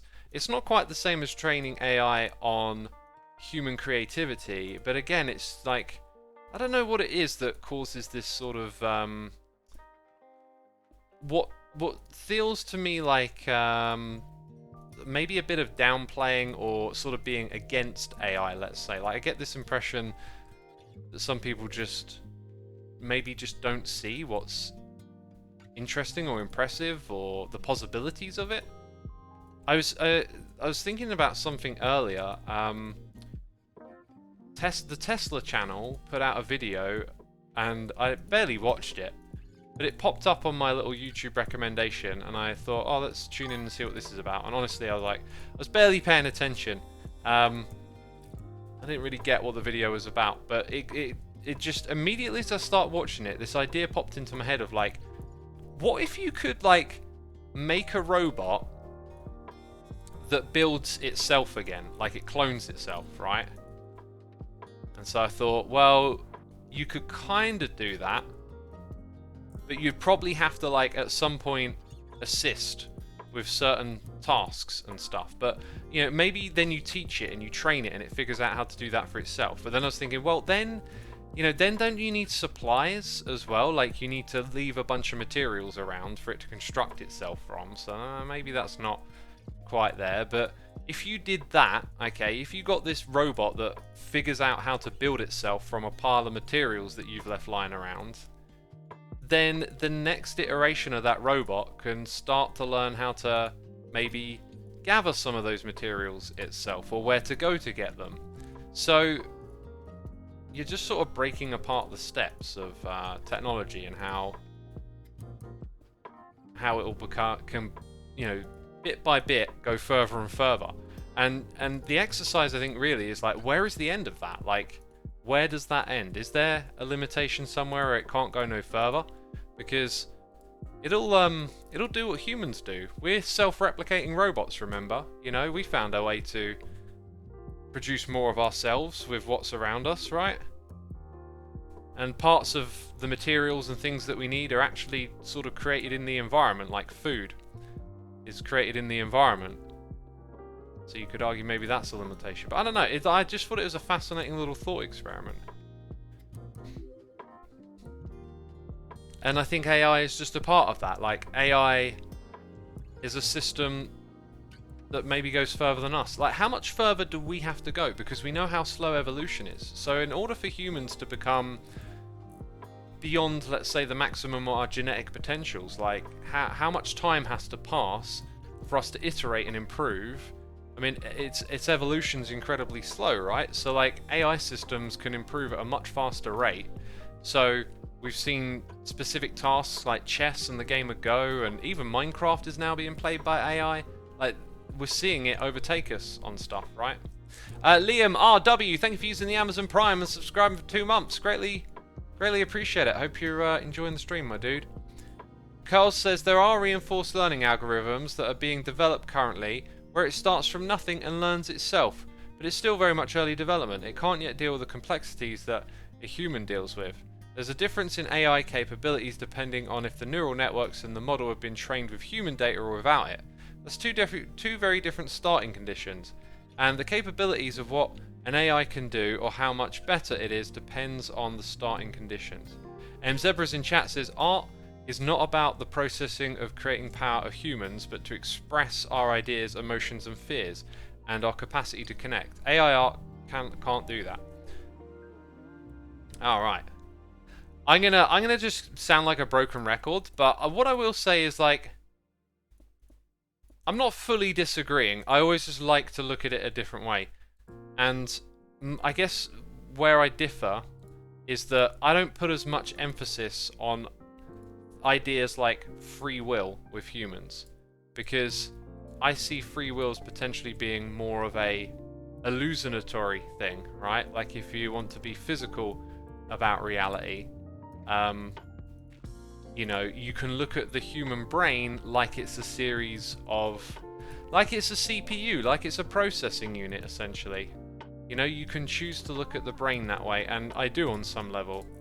So I see like the experience of emotion and the idea of expression and connectivity as being mechanisms of evolution and survival, right? There are social functions that needed a system to ensure that they sort of continue onwards because they're useful for survival, and those things have manifested into culture and expression and art.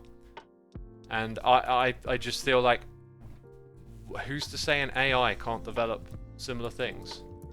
So that's my thinking, and it's not a I can't be 100% sure about it either way, but it's where my thinking goes. It's like, when people talk about free will and self-expression and all this kind of stuff, my mind always goes to this idea of like a deterministic reality and seeing the human experience as being possibly one of an illusion, like that free will is an illusion.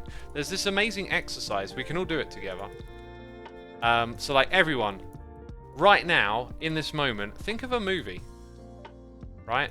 Think of a movie, and you know, get it right there in your mind. Hold on to it. You know what it is, because I'm gonna tell you what movie you probably didn't think of, but absolutely everyone here will know, right? Eri Draken, thank you ever so much for the raid. Welcome to the stream, all the raiders. It doesn't really matter the author or artist's human intent. Becca, I feel like you've heard The Experiment before. Wizard of Oz is the movie that I was thinking of. Anyway, you're one person in a chat of 1,000 and hundreds, so someone was going to think of The Wizard of Oz. Anyway, the idea with The Experiment is that like everyone knows of a handful of movies, like The Wizard of Oz being one, maybe Forrest Gump or The Terminator. I don't know. There's certain movies that generally everyone knows of.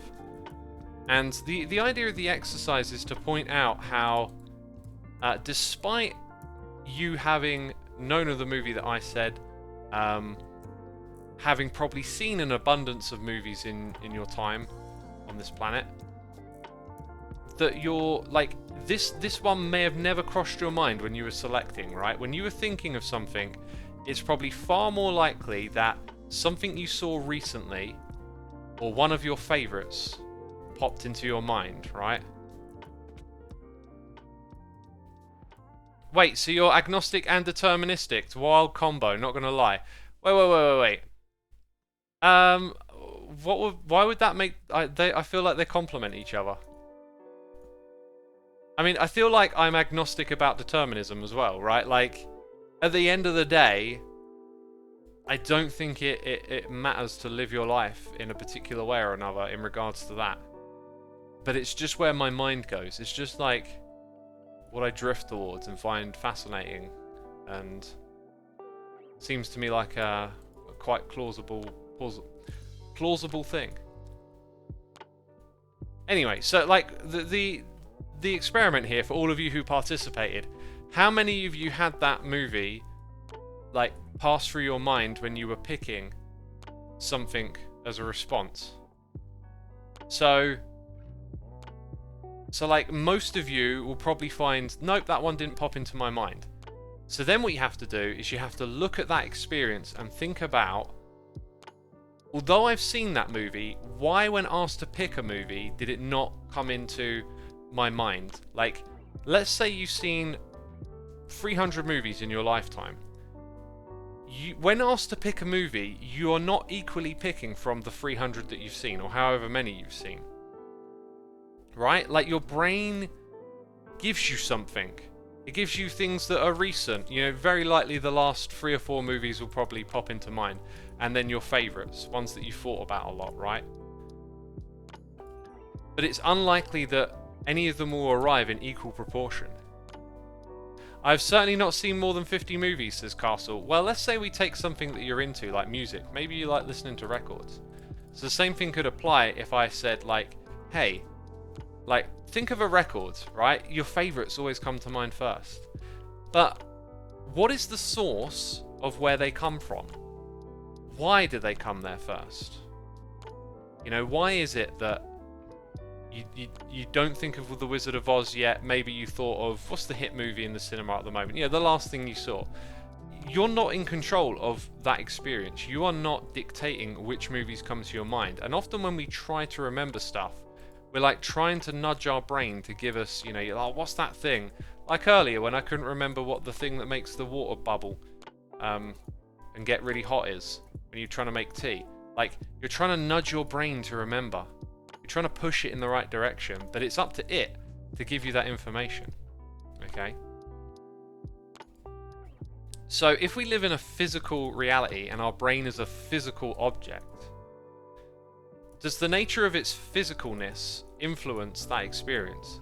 So if I proposed that someone with some form of brain damage that affects their memory, or you know, we have lots of disorders or illnesses or whatever we call them that affect things like people being able to remember, especially when they get older as well, right? Like, this is a physical imposement on the fundamentals of our human experience.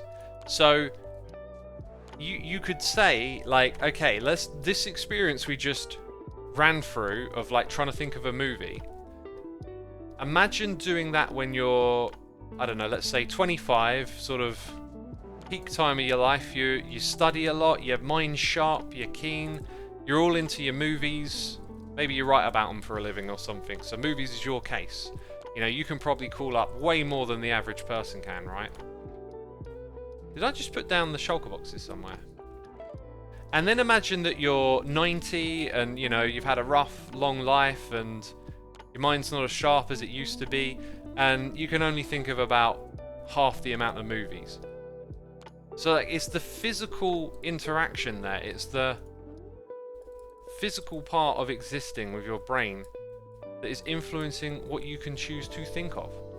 And how much of your life and your existence relies on thought and relies on things popping in your head. Oh, I need to remember to go out there and do that. You know?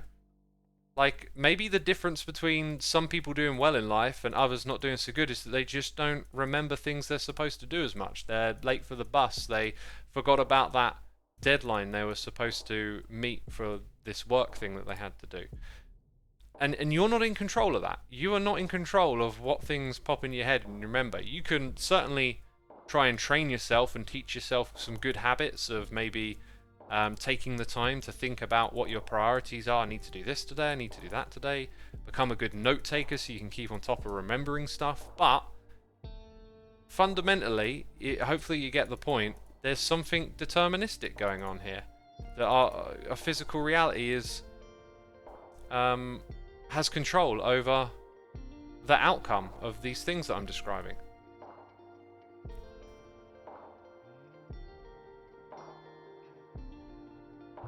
I'm having a look at chat now. So what's the point you're trying to make, says Talbar? The point I'm trying to make is that the human experience is linked to a physical reality. So we believe that we have free will. Okay? You have the free will to pick whatever movie you want, right? And yet, we all know what The Wizard of Oz is, and yet for some of you it didn't even cross your mind. So why is it that when you need to pick a movie, you can't choose from all the ones that you know about? What is free will in that context? Because I'm literally saying, like, pick a movie I know you know of, right? And you can sit there and you can rattle your brain as many movies as you can, but there's always the odds that I'll say a movie you know about, but you didn't think of it, even though you've seen it. It's exposing the mechanics of, like, memory and thought, and how you're not as in control of these things as you might assume you are. So if you make choices and decisions and they're based on things that you can recall and remember, well, I've sort of shown you're not really fully in control of what you choose to remember in any moment. But we have once chosen to watch a movie, question mark, says Talbar. I don't know what you're trying to say. But if no one is ever in control, then define human experience as deterministic is pointless. I agree it's limited, but your definition of free will is biased towards it. Like, I'm not... When I say, like, it's an illusion, I don't mean it's like you can then all of a sudden just go on autopilot mode and let it all happen.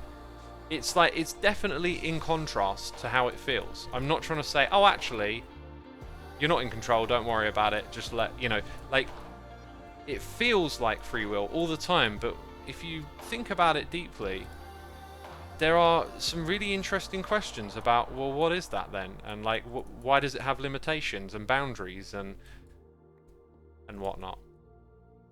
So for me, like, when I think of free will as being an illusion, it's like an illusion I can't escape. And, you know, my mind is never fully made up on these things, but I very much gravitate towards a deterministic explanation of experience than I do anything maybe religious or something along those lines. Like, it's the best answer I've heard, basically. Like, anything that tries to explain consciousness and experience, like, doesn't particularly resonate with me in the same way that it all being deterministic does. And it's really quite hard to maybe express why. There's a difference between saying free will is an illusion and free will is limited. Only because it's not absolute doesn't mean it exists. It doesn't exist. Got ya. Yeah, no, that's true. That's true. But again, I have been like poking at, like, is it free if it has limitations? Because in our society, like, we value freedom as an idea, yet we all have restraints on our freedom. We're not really actually truly free. You're not free to go outside and, I don't know, kill someone or do something horrific, right? Like, there are consequences to your actions. So it's like, what if it's not free will? Is it partial will? Sounds like a strange thing. Anyway, you know, like, I'm always just expressing my opinion based on stuff that I've heard. And if I ain't convinced you or giving you some food for thought, that's fine. That's cool. I just find it fascinating little thought experiment, you know.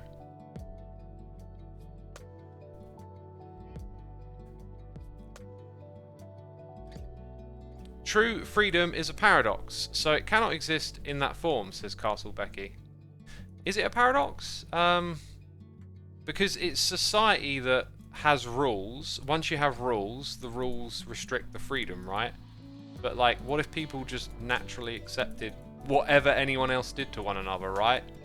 Like, it's the construct of society that doesn't mix with freedom. I'm not sure what freedom is. I mean, because it's hard to imagine you being free to do something horrific, like kill someone, without consequence, if there was no society either, right? Like, revenge is a thing. So, yeah, maybe it is paradoxical, the idea of freedom. I mean, you're free to do, but not free from consequence is another way of looking at it as well. I don't like social norms, I'm making my own, says Sophia W. You got to remember, there are advantages to social norms, right? Like, they can help you bond with strangers, and it makes it cohesive for people to get along together better, you know? If there were no social norms, if everyone acted incredibly individualistically with no consideration for the context of the situation they're in, like, imagine what that would look like. That could look really strange. But how hardcore do you believe in determinism? Do you think you have control over some actions you do? This is Taubar. Like, I'm not massively invested in it to the point where I'll, you know, put a bet on it or something, right? Like, but I'm pretty strong in that camp. And one of the things it's helped me do is it's helped me look at my own behavior and decisions in life through a different lens. One of realizing the power of habit, and how if you investigate how your mind works, you can prime it for different things, you know, like distancing yourself from unhelpful thoughts and equally making an effort to get more helpful thoughts into your mind, to get positive things going in there. Like, that's the thing I had to work. I'm in cognitive behavioral therapy. I've talked about it. I've been through it.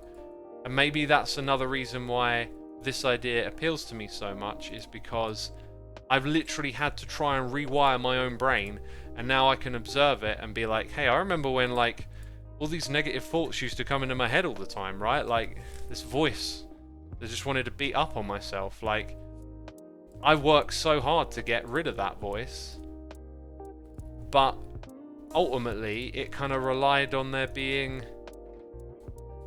some sort of mechanistic behavior in the brain that I had to rewire. I had to stop firing those particular neural pathways that would say mean things to myself, and I had to really work on getting different ideas in there. Every morning as of late, I've been reading a little mantra to myself. I've written down a bunch of like things that I feel are really valuable, little sayings to say and to keep in mind. And so because I've been doing that, I'm now noticing those ideas popping up in my brain more often. So you choose to take those actions? No, says Taubar, question mark. So the idea is, like, again, when I talk about it being an illusion, it's like you can embrace the illusion and leverage it in your favor. I understand now that, like, by working on putting these ideas into my head, they spring up, and it's like a reinforcing mechanism that, like, one type of positivity can lead to another. Wait, why am I getting cobble again?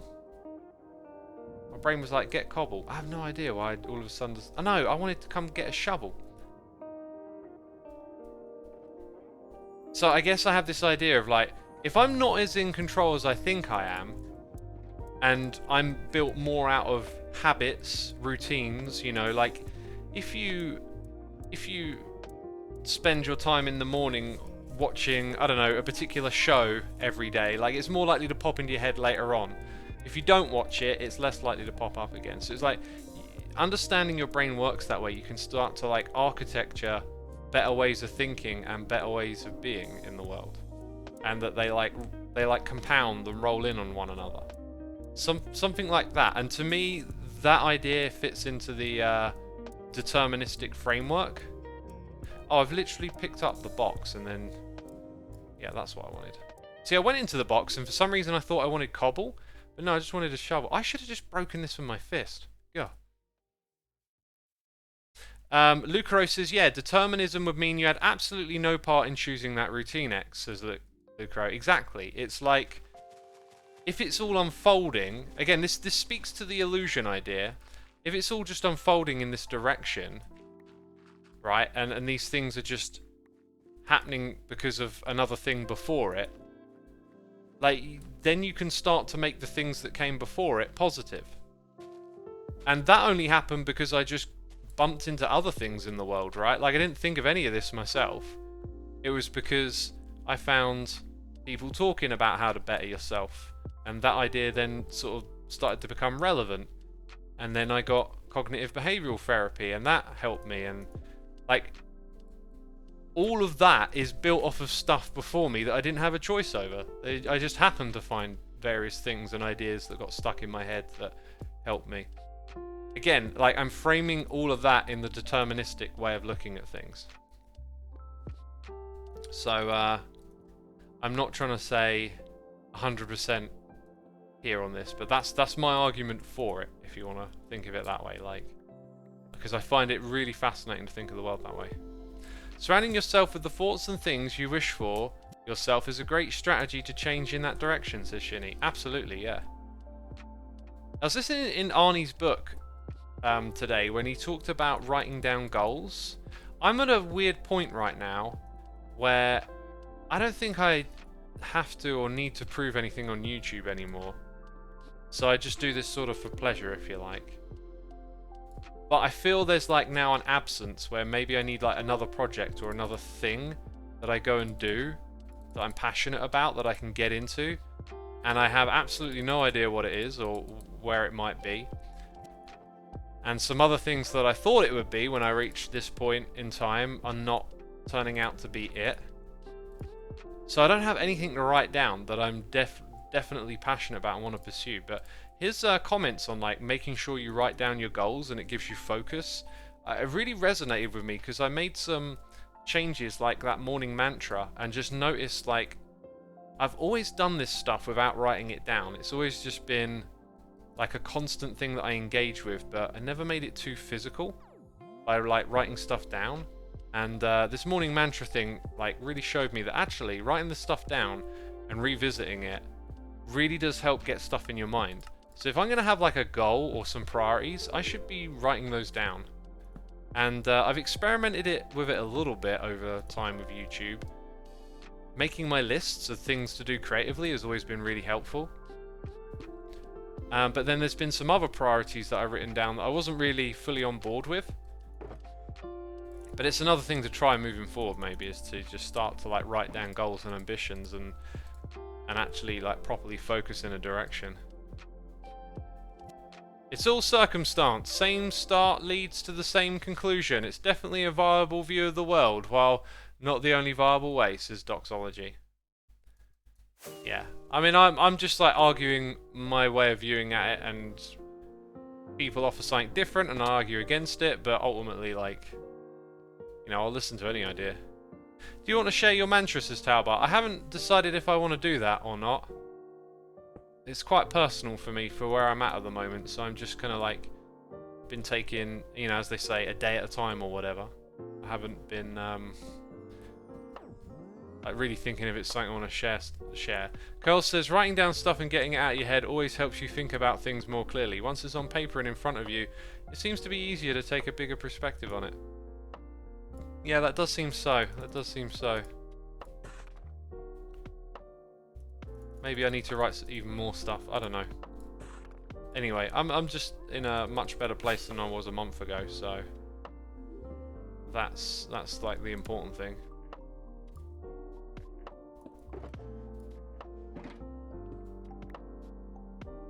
Yeah, I wouldn't share it if I was you, says Talbar. Yeah, you know, it's personal, and like just off the top of my head, I don't think there's anything like wrong that's on there. In fact, there's probably a few things on it that would be valuable to share with other people, but I think it's just the nature of what it is. Like, it's my own little personal thing, and maybe I just need to keep it that way. Like, maybe I don't need to read that and then think about, oh yeah, all of Stream knows about this. Like, that's probably not helpful. That maybe ties in a little bit to the content brain mindset of like, not everything has to be content, not everything has to be shared. I was thinking about playing a game with my family when we next all get together. I was like, oh, there's this game, maybe we could play that together, like this could be a thing. And then I started thinking about, oh, but what about YouTube? Like, I could stream this game, and I was just like, no, like, why does it always go there? Why does it always go to content, you know? Sometimes you just need things for yourself. And so I'm starting to feel like content isn't really a priority as much anymore. Because it's just thinking about it has just become unhealthy after being on YouTube for so long.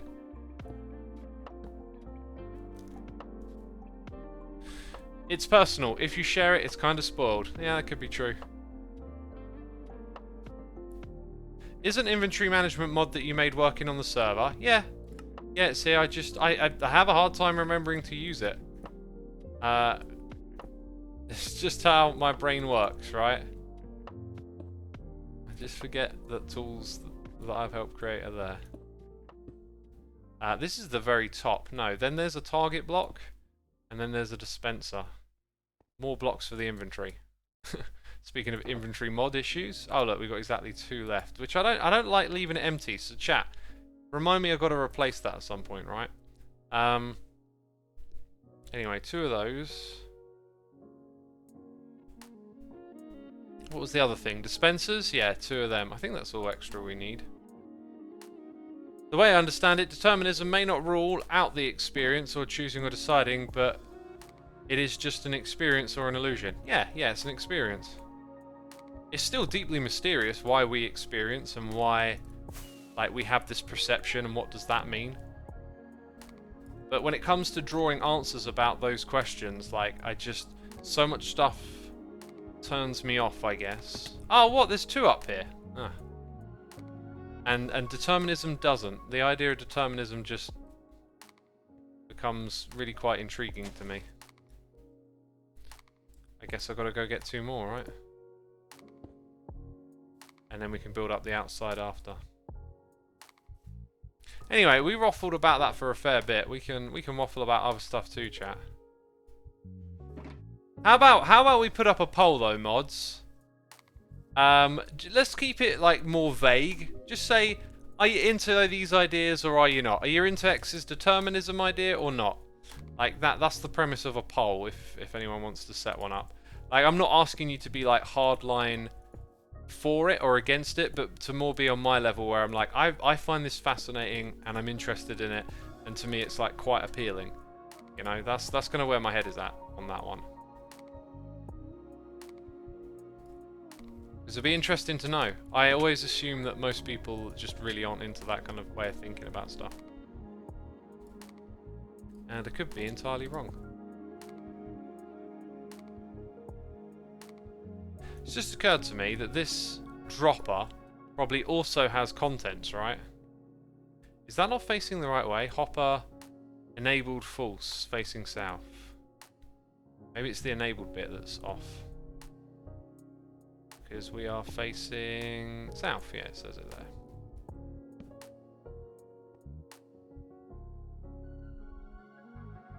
Against what exactly? Sorry, says Banyan. What we've just been talking about for the last half hour.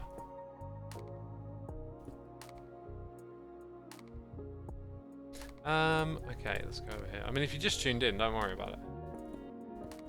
The poll wouldn't be for you at that point. Dropper should have 3 unstackable items, says Sidebar. Oh, and how would you know? Jeez. Know it all in chat.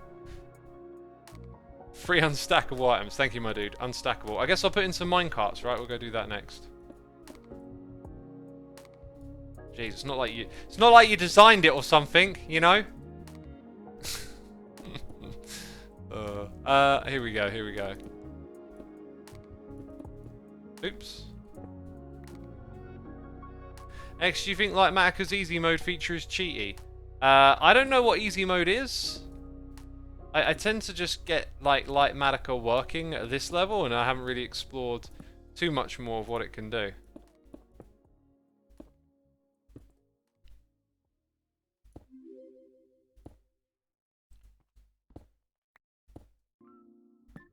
Okay, this goes here. And then we've got the target block and dispensers.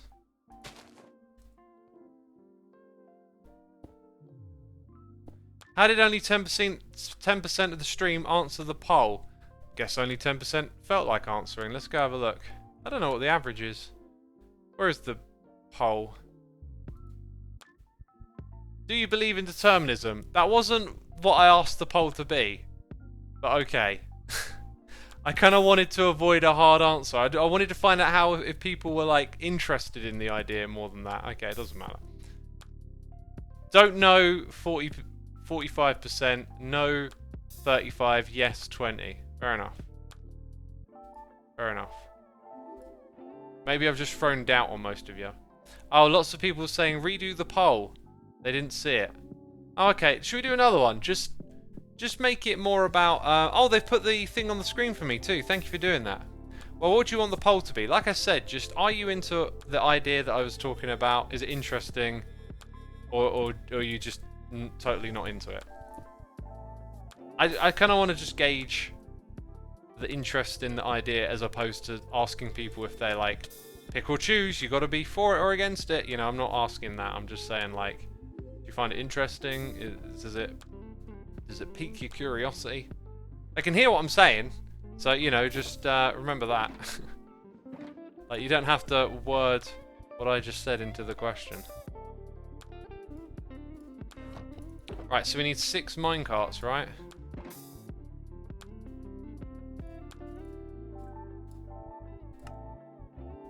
Yeah, not that many.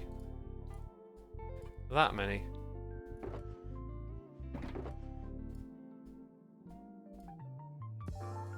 And there's another 2 there. Weird. Can't see the poll, people are saying. What if you refresh? Refresh the page. Maybe, yeah, maybe Twitch is just having some sort of bugs going on today. 3 non-stackable items. I see what's going on here now. It's like 1, 2, 3 for the distance of the redstone length.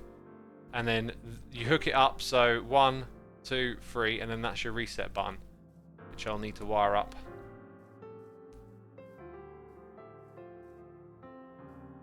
Today, sure, says Lucaro. I mean, yeah, Twitch is twitchy a lot. I get what you're saying.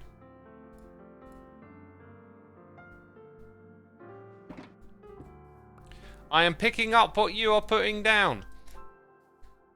Okay, so we're going to go finish the concrete around there. That will do.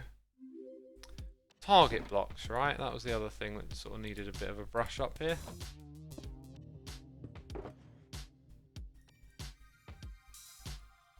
I can't remember if you put them all the way around or not. But that should give us 9? 18. Oh, it's like that. Okay. 18 will do for now. That's good.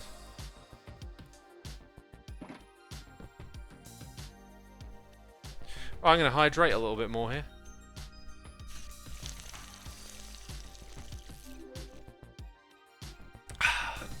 Lofty God says, had to refresh your mobile before the poll appeared. Awesome. I'm glad it appeared. Mods, if you want to chuck it in the chat again, that'll be... Oh, they're right on top of it. Are you interested in the idea of determinism? See, look at that.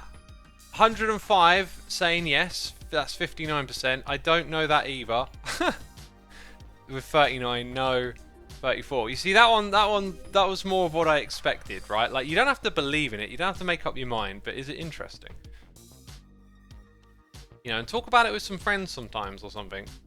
It's really, really curious. I mean, it's a bit of a one-way conversation with me, right?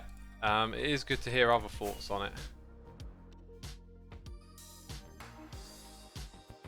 And then, oh, I missed it.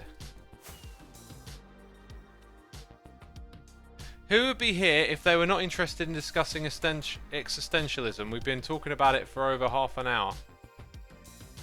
True, maybe some people are just here for the Minecraft. Just watching the blocks get placed. Who knows? By the way, peeps, be sure to hit the follow button here on Twitch if you're enjoying the stream. As you probably now know, we talk about these things from time to time, and if it interests you, then what a great reason to hit follow. Also, be sure to check out my Linktree whenever you get the time. We're adding things to that. You know, now that I'm talking about it, I wanted to do a stream where I like ran over it a little bit more. Just because I usually only ever remember to mention it at the very end, and then forget that I wanted to explain what was on there. Now's my golden opportunity. Oh, I need some redstone lamps. Dang it. I needed... Oh, hello, wandering trader. I don't want to trade. I do not want to trade. Yeah, I need some of these. Let me throw it up on my other screen. So, obviously, you can find links to my channels. You can find links to my music blog and my music Soulside Eclipse on Spotify, on YouTube, on Bandcamp. If you've never listened to it before, please do go check it out. There are some big things going to be happening this year on that front, I hope. All goes to plan and that stuff. We got Stefan RBK here for 37 months. Hi, you're still my favourite derp. Oh, I'm glad I am. I'm glad I'm your favourite derp. I guess that's a good thing. Not so sure about the derp bit. You can also find videos of me playing guitar on there. Clips from these live streams of funny moments and bits of like Hermitcraft nostalgia too. Great moments from the past. Ha, we gotcha. There's also links to some of the playlists. Then if you want my resource pack or you want to use the same mods as me, there are links to both of those things on the link tree, as well as all the featured music that you hear on these streams. There's a page dedicated to that. You can see my computer setup, my guitars. Got a link to the official website. And then there's stuff like Patreon. You can get a link to see all the fan art. There's absolutely tons of amazing fan art I've collected over the years. EvilX's Twitter.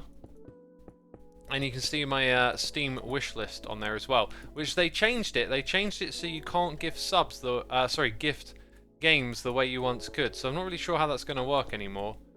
But that's on there. And that's kind of it for now. There's affiliate sponsors as well if you want to get a Minecraft server, or I don't know, just go check them out. If you're interested in supporting me, there's an Amazon link if you want to buy stuff on Amazon. And like I said, there'll be more coming to that. I'm going to keep talking about it because I'm going to add more useful things. The next thing we're going to add is like a list of every game that I've played and a link to it. So like if someone comes in and they're like, have you played Factorio? I'll be like, look, there's a link to Factorio right here for you. And fun thing about that, when I was looking at it yesterday, when I played Factorio in the beginning, it was before the game was released. It was like 3 years before they released it. And the graphics were just so different. I didn't realise like how terribly ugly that game looked. But even at the beginning, it was like, it had a little charm to it, right? It had a little something to offer the world. And I immediately like saw what that was and was interested in the game. Taobao's music is on Spotify too and worth checking out for sure, says Becca. There you go, Taobao's music's on Spotify too.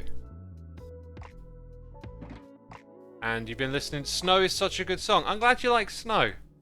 Yeah, like everyone's, you know, as someone, like everyone's got favourite songs, right? And then when you're the one making those songs and you hear about it, it's always like interesting.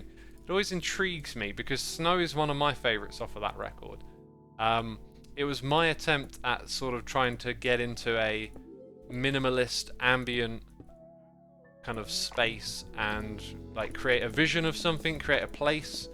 I mean, I just called it Snow, bit dull, but like it's a barren landscape with nothing but cold snow that the hero of the record is just like slowly treachery their way through. And I felt like the creation of that song was just a fascinating process of figuring out how to do that, how to get those sorts of sounds, and yeah, it's good to know someone enjoys it. Would you play Factorio again, since it's been so long since you played that kind of game, says Cheese Eater. You know, I'd love to, and I think I'll definitely play the expansion when it comes out. But the issue is, and I'm going to sound like a broken record, you know, once I know an experience with a game, I just tend to lose interest, and dude, that's rude.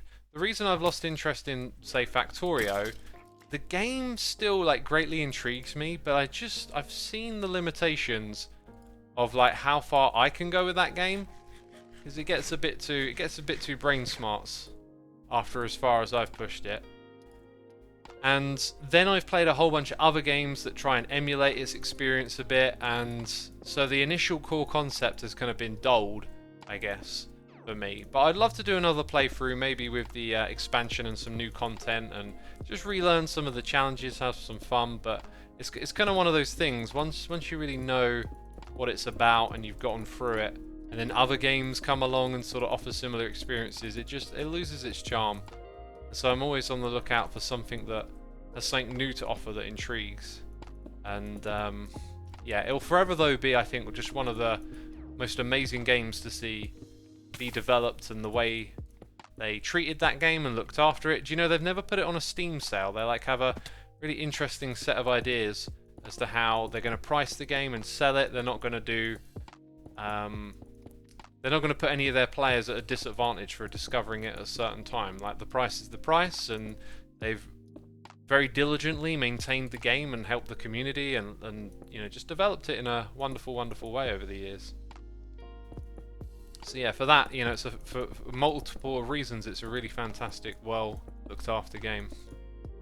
Board games are great, difficult to stream though, says Sophia. Yeah, I've been playing a few and realising that, like, not trying to be content brain about it, but I did sort of notice that, yeah, board games are really fun, but they just don't translate to this sort of space. And I was playing one recently where, like, the best bit about the game produces silence. Like, the nature of the game is fantastic, really interesting, but like the most interesting bit about it requires everyone to be silent and like lost in thought. So it's like, it's kind of like there's this moment where you really want to just talk to each other, but that's like not what you do in the game. And then if you were a viewer watching it, like the most interesting bits are just people sitting silently thinking. So it's like, it's a fascinating experience, but it just doesn't translate to something like this. Doesn't translate at all.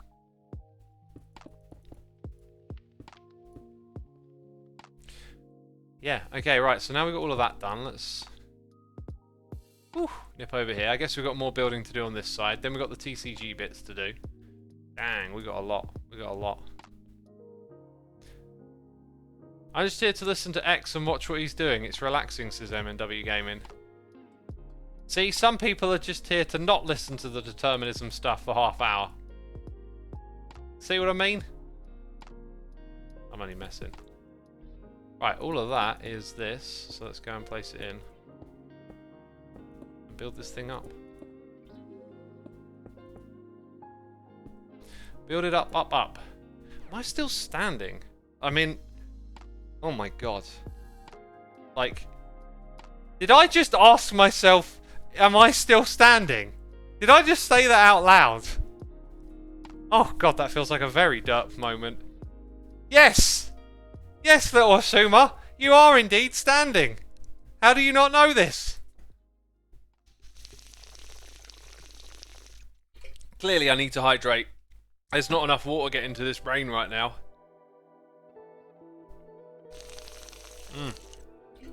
Oh dear. Oh dear. I am still standing. Yes, that is a thing. Dear Lord.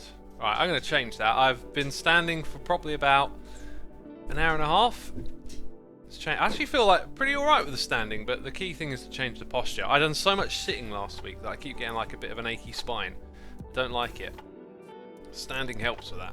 Just get your posture good and strong and all that stuff.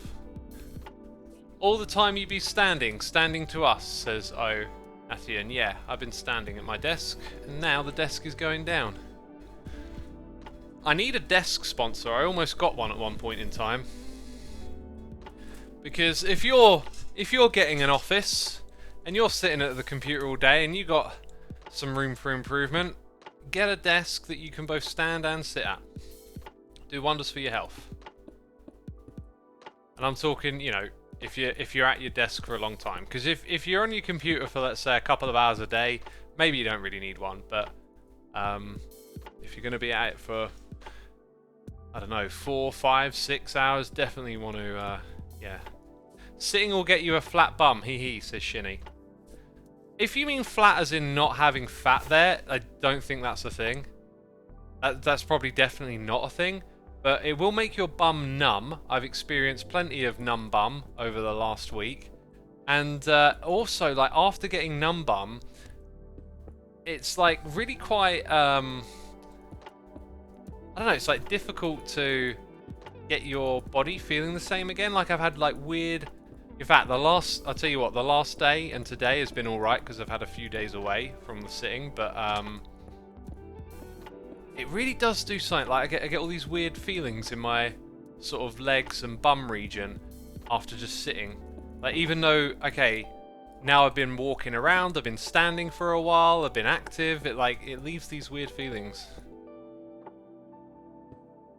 And, yeah, I used to, you know, back in, like, let's say Hermitcraft Season 2 or whatever, used to just sit, like, 8 hours a day at the computer, and at the end I'd just be exhausted, like, body would feel weird and my eyes would hurt and stuff, and yeah, I've learned all about that and how to get around it all over time, and having something like a standing desk is awesome.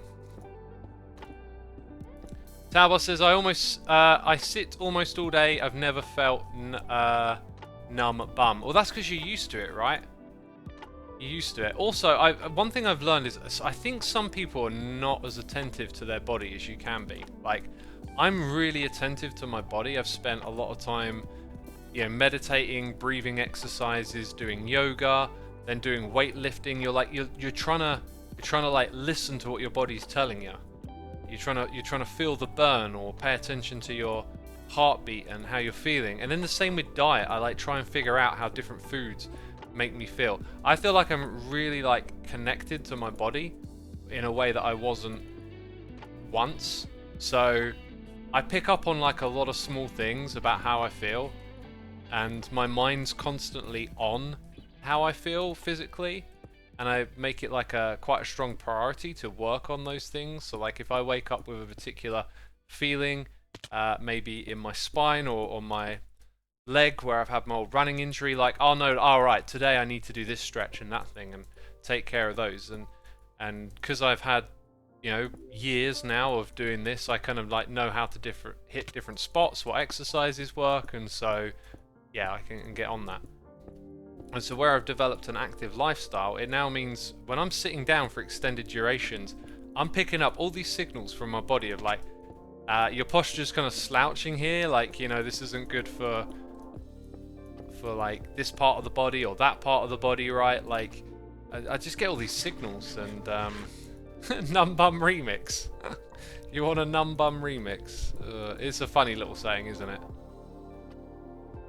Yeah, I just feel quite like connected and attentive to my own body and like what it needs and stuff. But I'm also saying like it's not. I don't think it's like just something I have. It's like really quite learned because I just, you know, went on a health journey, and that leads you in all sorts of places. All sorts of places. Can we get a clip of X just saying num bum on repeat? Num bum. Number. Number. Number. That sounds like number. Num bum. Num bum. Num bum. Num bum. Num bum. Num bum. Num bum. I don't know. God, that sounds awful. Alright, you got your clip now. You happy? Oh, I'm going to listen to it on repeat forever. Jeez. Jeez, why would you? It's not that funny. It's not that funny. Num bum. What? Oh, whatever. Right. How did you get to that point, and how long did it take as far as focusing on your health? Num bum. Next question. Ellie Beatmaker needs to make the Mumbo Jumbo remix with Num Bum. Num Bum. That's not a question. I do jewellery work. I can be in a chair for 12 hours a day. Just have to get up and stretch regularly and walk about a bit every hour. A good chair is key. I use dental exam shots. And you'd want to set them to the right height for your body. Num bum. Not a question. Jeez, chat. Come on, I'm giving you clear instructions. Yeah, getting up, stretching around, all of that stuff's great. Everyone's individual as well, you know. So maybe, yeah, maybe you're fine with that much sitting. It doesn't work for me, the sitting. Like, I don't know why. I guess every step I've taken in the direction of like, okay, so, you know, like, you know, I learned, oh, I need to stretch, I need to take care of my body differently, and then I would just like, you know, incrementally go a step further. I learn about standing desks and posture, and so I really focus on how I keep my body upright when I walk, you know, look straight ahead, don't slouch your head down, don't look at the ground, like learn all this stuff, and each time I learned something and went with it, it just sort of reinforced the idea of, hey, this is great, this is working. So, you know, like, when I stopped sitting down and started to stand more, my body just felt better for it. That's all I can say on that, really. X, what's your favourite book? Num bum. Next question. Next question, come on now. I've got ready meal. Not a question. Not a question, mate. Get it together. Right, is there anything there? I think I left a gap. Oh yeah, that's actually the entrance to like the VIP area. That was the idea. I'm also noticing how like low on this concrete we are. We do have another stack. Oh look! Do I have those? I do. Got these. We're doing this bit.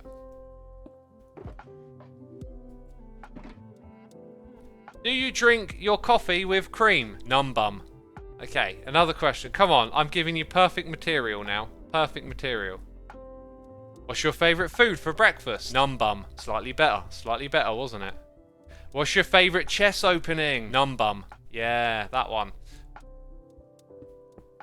How do you feel after you've had a curry? Num bum. Oh dear.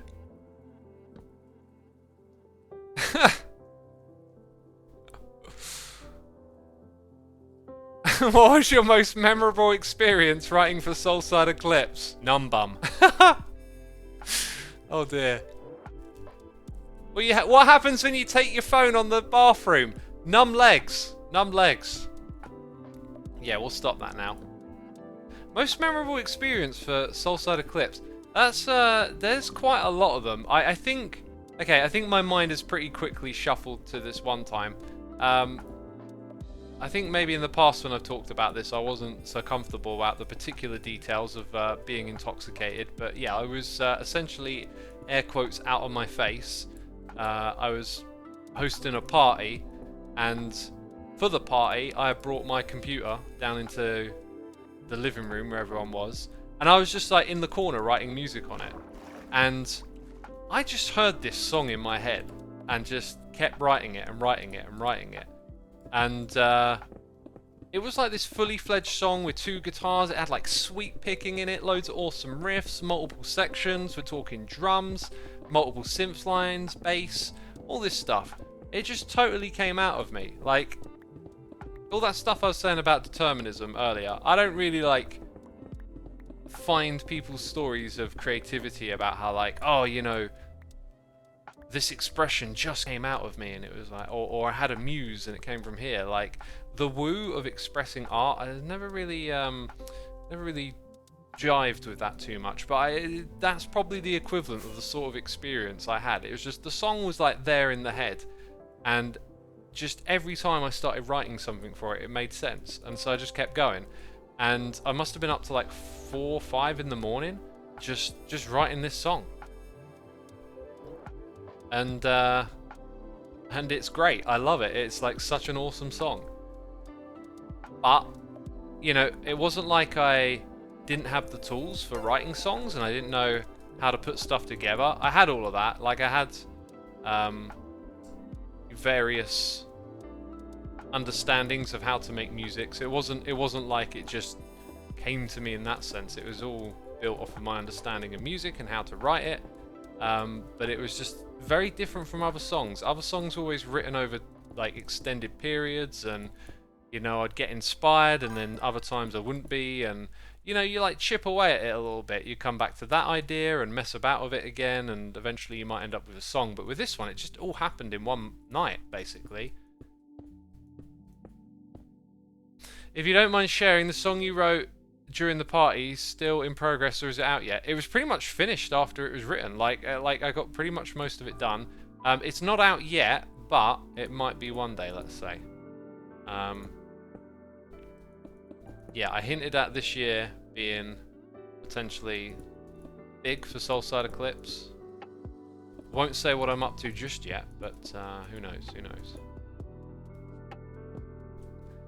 Sensation Parameter, thank you so much for 7 months of support. And Touring Tout, thank you for subscribing. Appreciate it. Appreciate it ever so much. You can make the campfire smoke go higher if you place a hay bale underneath it. I forgot about that little detail. I forgot all about that, didn't I? Very close to finishing this thing, by the way. That's there. How have I got one left over? I missed one? I can actually see that I missed it.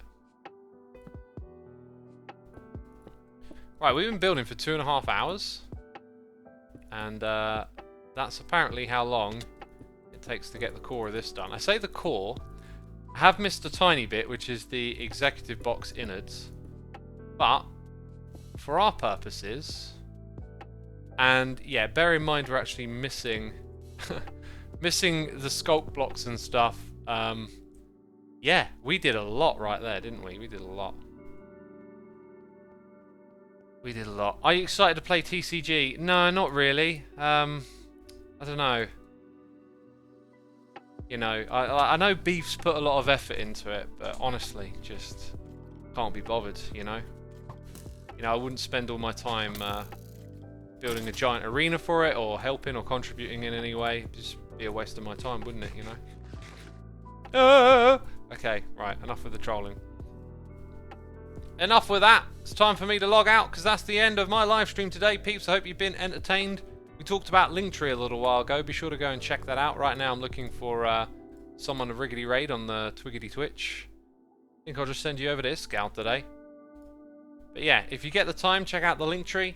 Discover some more stuff from me. And thank you everyone for tuning in. Be sure to hit that follow button. Thank you to the mods, patrons, the people gifting subs, the subscribers, the resubscribers, the donators, and the cheerers. All of you are appreciated in the plural, and I'll see you again possibly tomorrow, but maybe not. I just don't know. Anyway, take care everyone.